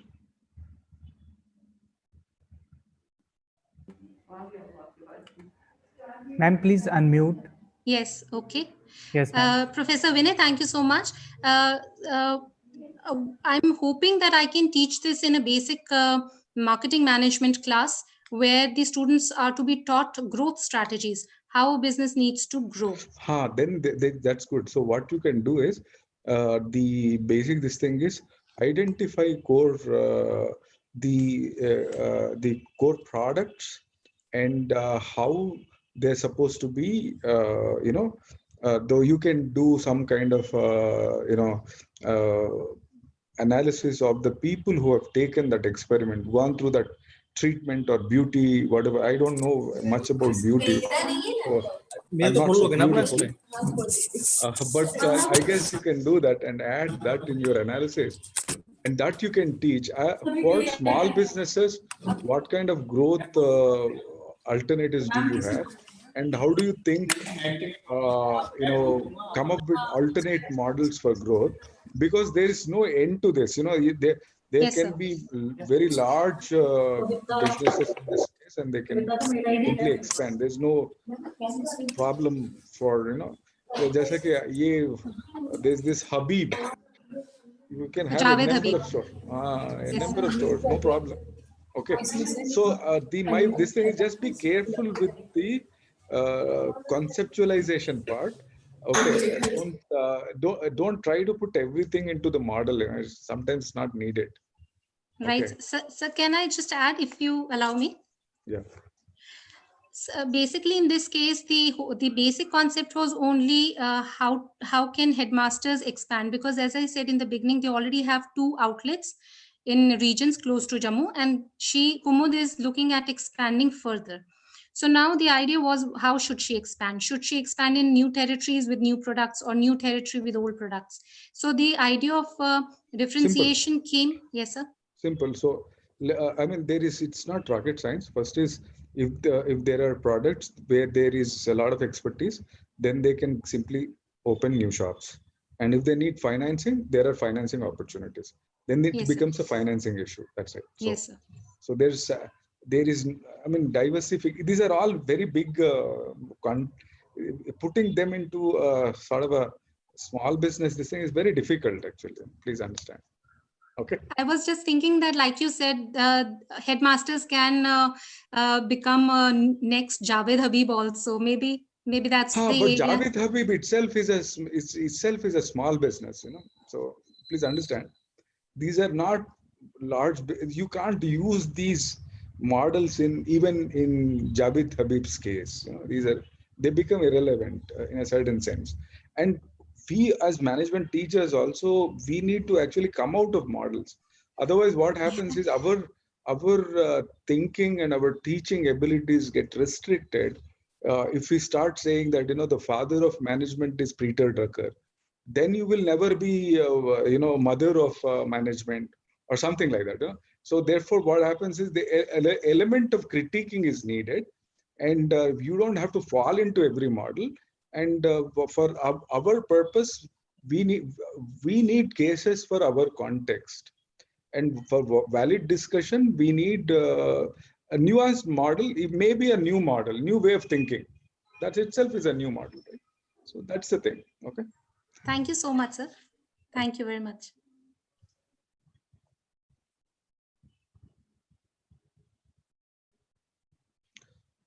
Okay, thank you, everybody. So, thank you so much, ma'am. Thank you so much, sir. I request our esteemed panelists to kindly share the evaluation sheets. And now I hand over mic to Kavita. Further, she will continue. Kindly share the evaluation sheet to the concerned coordinator on mail. Okay, so now I am hand over my mic to Kavita. Further, she will continue.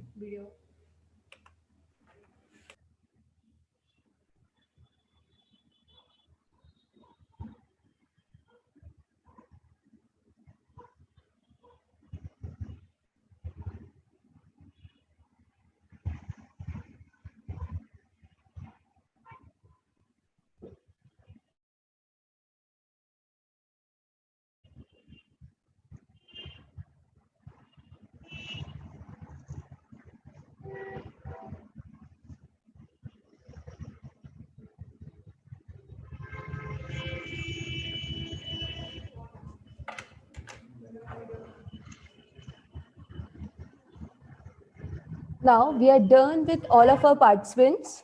So now it's time for the feedback. Feedback is a free education to excellence. Seek it with sincerity, receive it with grace. So yes, it is the time to get feedback from all the panelists present in this session, because it is important to have a feedback loop, as it is a way to upliftment in the every phase of life. Hence, feedback is the key to improvement, and improvement leads to perfection and ultimately success. So now I would like to request Mr. Professor A. Vinay Kumar to present his views on the session conducted. Over to you, sir. oh, okay. Kavita, thank you very much. Thanks for inviting me. I had a great session with all of you. A lot of good presentations. My only suggestion is please don't include student presentations in this thing, because then it becomes a different type of a framework. You know, suddenly you start looking at student presentations while we are the academic community is debating something, and suddenly you have these presentations. I guess it is better to not include student presentation. Please do that. I think I wish well for everybody. Thank you very much. And for the first time I'm coming to this thing. It's a good effort. Okay, I've seen some good cases. Keep it up. Thank you. Thank you so much, sir. We will consider all the points that you have concluded right now. So now I would like to request Assistant Professor Shweta Srivastav to give vote of thanks. Ma'am, please unmute yourself.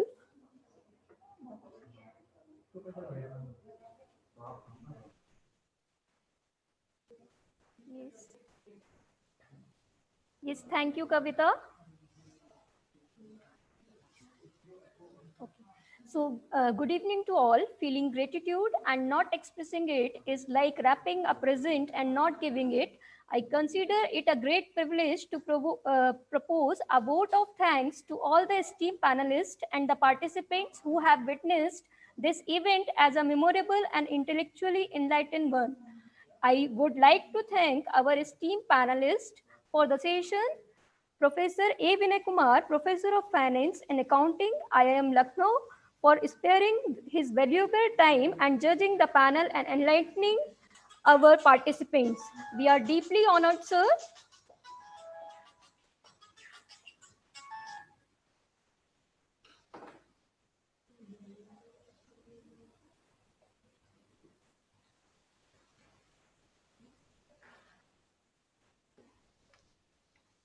Thank you, sir. I would like to take this opportunity to thank our eminent panelist, Dr. Johnny, founder and EIC CABEX Research, Curtin University, Malaysia, for his unparalleled guidance and motivation. I would like to convey my deepest regard to Dr. Gina Alcoriza, Faculty Tourist Management, University of Santo Tomas, Legazpi City, Philippines, for steering the session for the broader benefits of all the participants of the session. Thank you so much, ma'am. I would like to take this opportunity to thank with the bottom of my heart to our guide and motivator, Dr. S.S. Bhakkar, Principal PIMG, for his continuous support and encouragement for the successful organization of this session. Thank you so much, sir. Now, I would like to thank dedicated students, members, and volunteers for their untiring efforts and never stop until achieve approach to make this session a success. I would like to thank again everyone for joining the session and listening to our profound panelists and participants. You all must have been immensely benefited of today's enlightening session. Thank you. Have a great day. Now I hand over the mic to Kavita. Sorry, Rishita ma'am.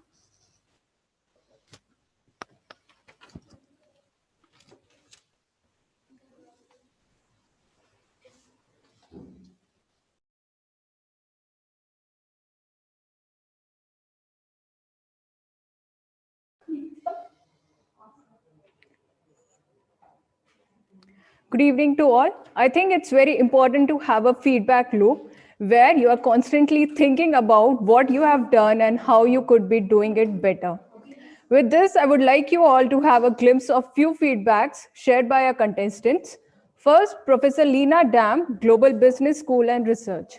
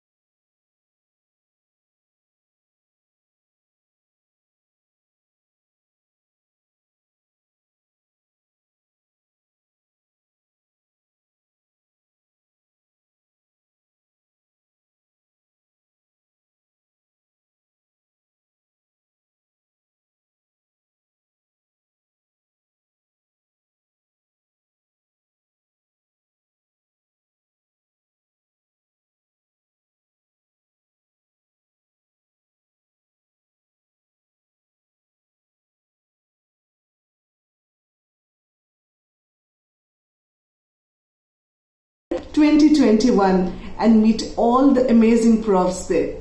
Thank you, all the organizers. I'm Dr. Leena Dam, Professor, Global Business School and Research Center, Pune. It's been a delight to participate in the third Global Case Competition organized by Prestige Institute. I'm incredibly impressed at the way this event has been organized virtually. Professor Brahmanand deserves a special mention for being available 24/7 to patiently respond to all my queries. Thank you so much, Prof. The platform for knowledge sharing which we had during the track session was indeed invigorating. The feedback I received will strongly help enrich my case. I'm excitedly looking forward to visiting Prestige Institute in December 2021 and meet all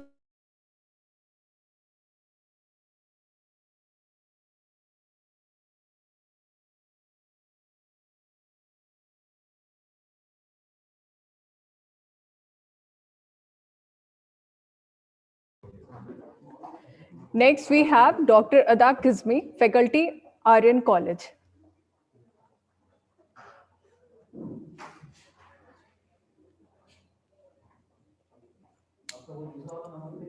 Everybody.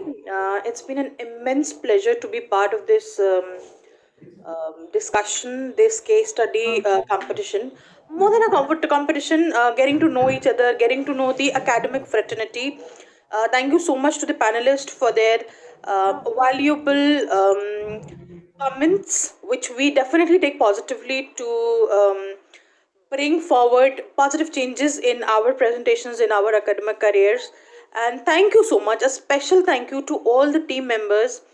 A special thank you to Mr. Professor Brahmanand Sharma for the receptivity.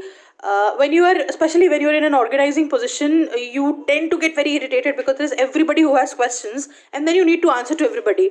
So a big thank you to you for all the patience, the compassion that you have shown to all the participants, to some of them to accommodate their requests and everything. A big congratulations to the Prestige Institute on the conclusion of a very, very successful event. Thank you so much.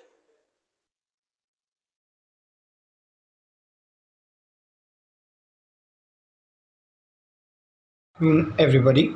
I am Colonel Venkatraman, an adjunct faculty at Aditya Institute of Management and Studies, Borivali, Mumbai. I participated in the global case competition that was organized recently by Prestige Institute of Management at Gwalior. I would like to commend the team who have organized and conducted this event today for the professional manner in which they went about, letting us know exactly the regulations, getting our content on time, and even on the day of the seminar, conducting the event. My special mention to Professor Brahmanand Sharma, who guided me at every step. Thank you very much.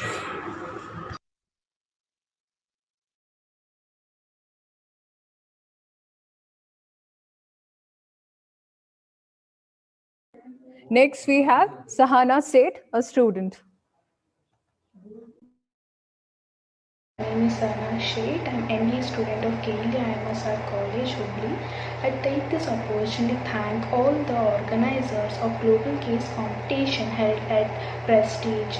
I just like to express my gratitude. It was a great experience for me giving the presentation at Prestige, and also it's my first time giving the presentation at Prestige.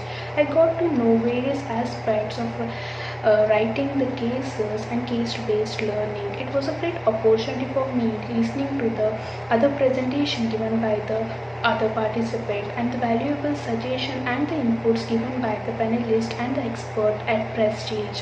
It is just like a milestone for me. I like to carry out this further, and I'd like to thank all the organizers for giving me this opportunity to present at Prestige. I'm eagerly waiting to participate in upcoming events held by the Prestige. I once again thank all the organizers and everyone at Prestige Institute of Management, Gwalior. Thank you. Next, we have Dr. Meghna Goyal, NIMS, Mumbai.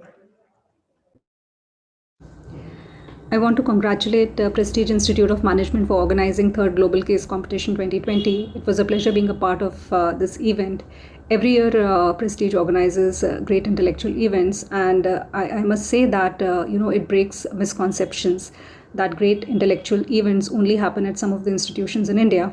I'm very thankful to the organizers, Brahmanand sir, for his great support, and the entire team for putting it all together. I'm very thankful to the panelist members for some of their very relevant and important inputs. And nonetheless, I'm very thankful to Professor Bhakar for his vision and his thought leadership. Thank you.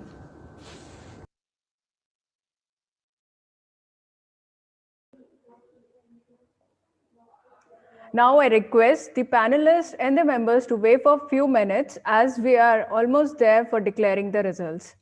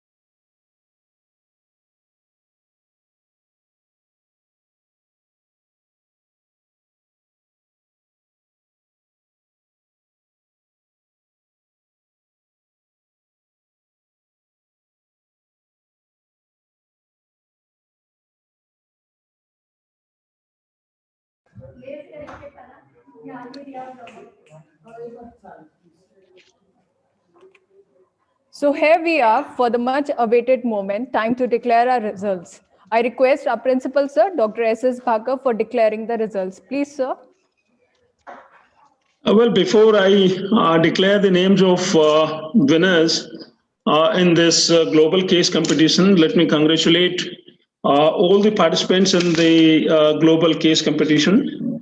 It requires a lot of courage to present a case that you've written specifically on a platform like this, wherein cases from multiple countries were received and presented.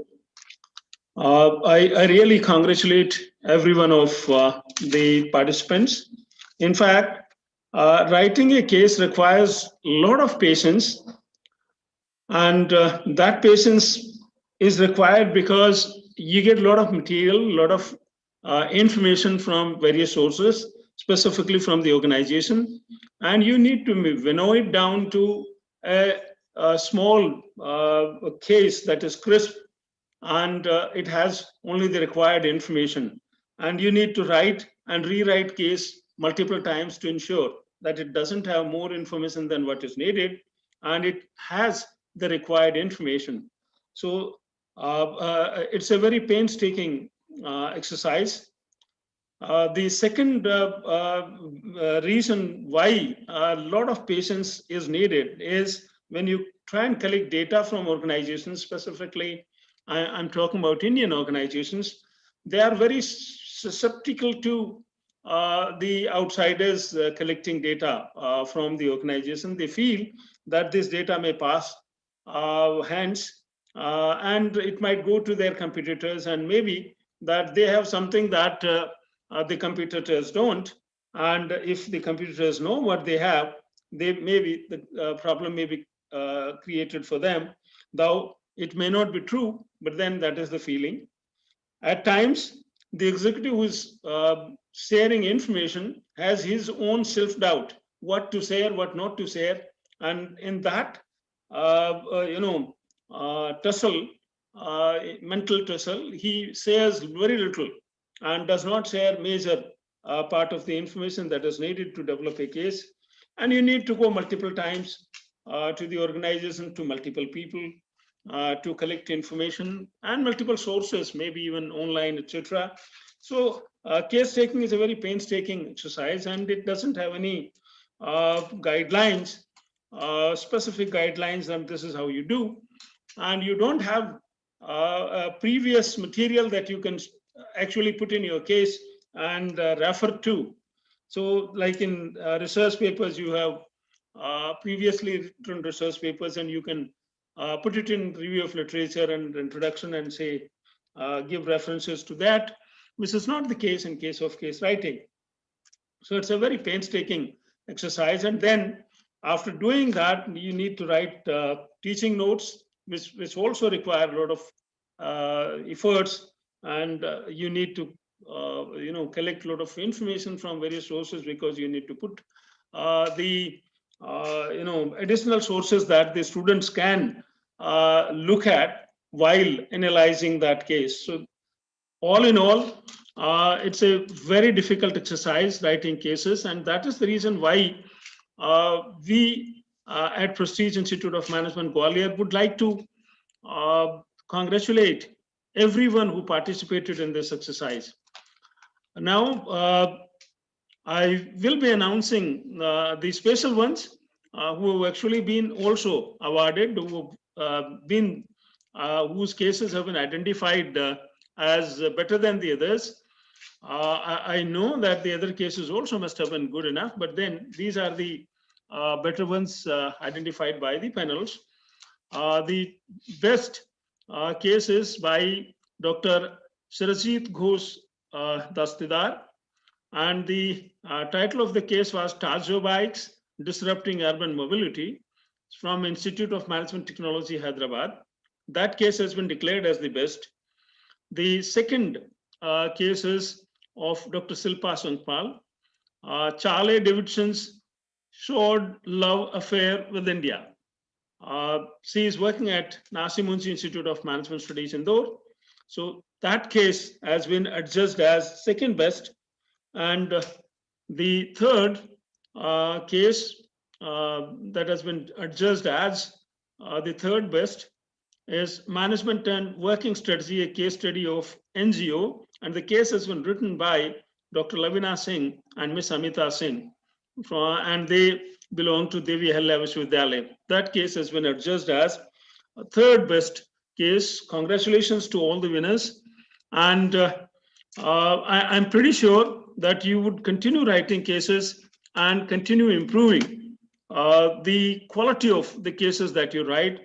India needs a large repertoire of such reservoir of these cases, specifically in current context. The business environment is changing so soon or so quickly that a case written 3 years back may not be relevant today. The COVID changing everything in last less than a year time. So we all teachers, we need cases for teaching, and good cases for at that. And those cases are not going to come from say Western good institutions who write a lot of cases, wherein a lot of cases are being written. They have to come from the faculty members from India, because the cases written in business environment that exist, not only business environment, business, political, social environment that exists in India, and cases must actually be written in that environment, and therefore more and more such cases need to be written. I congratulate all the winners, and I urge all those who are listening to me today, right now, that please encourage others to write good cases and continue writing good cases. With that, thank you very much for being part of the Global Case Contest. In fact, I'm extremely glad that out of 28 cases that were actually registered, 26 were presented today. Thank you very much. Thank you.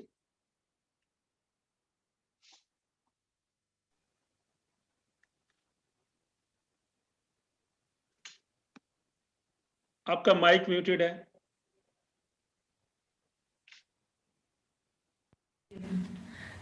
Thank you, sir. I thank all the panelists, competitors, and faculty members for being the patient listener. Thank you all. Now I announce the session to be closed. Thank you.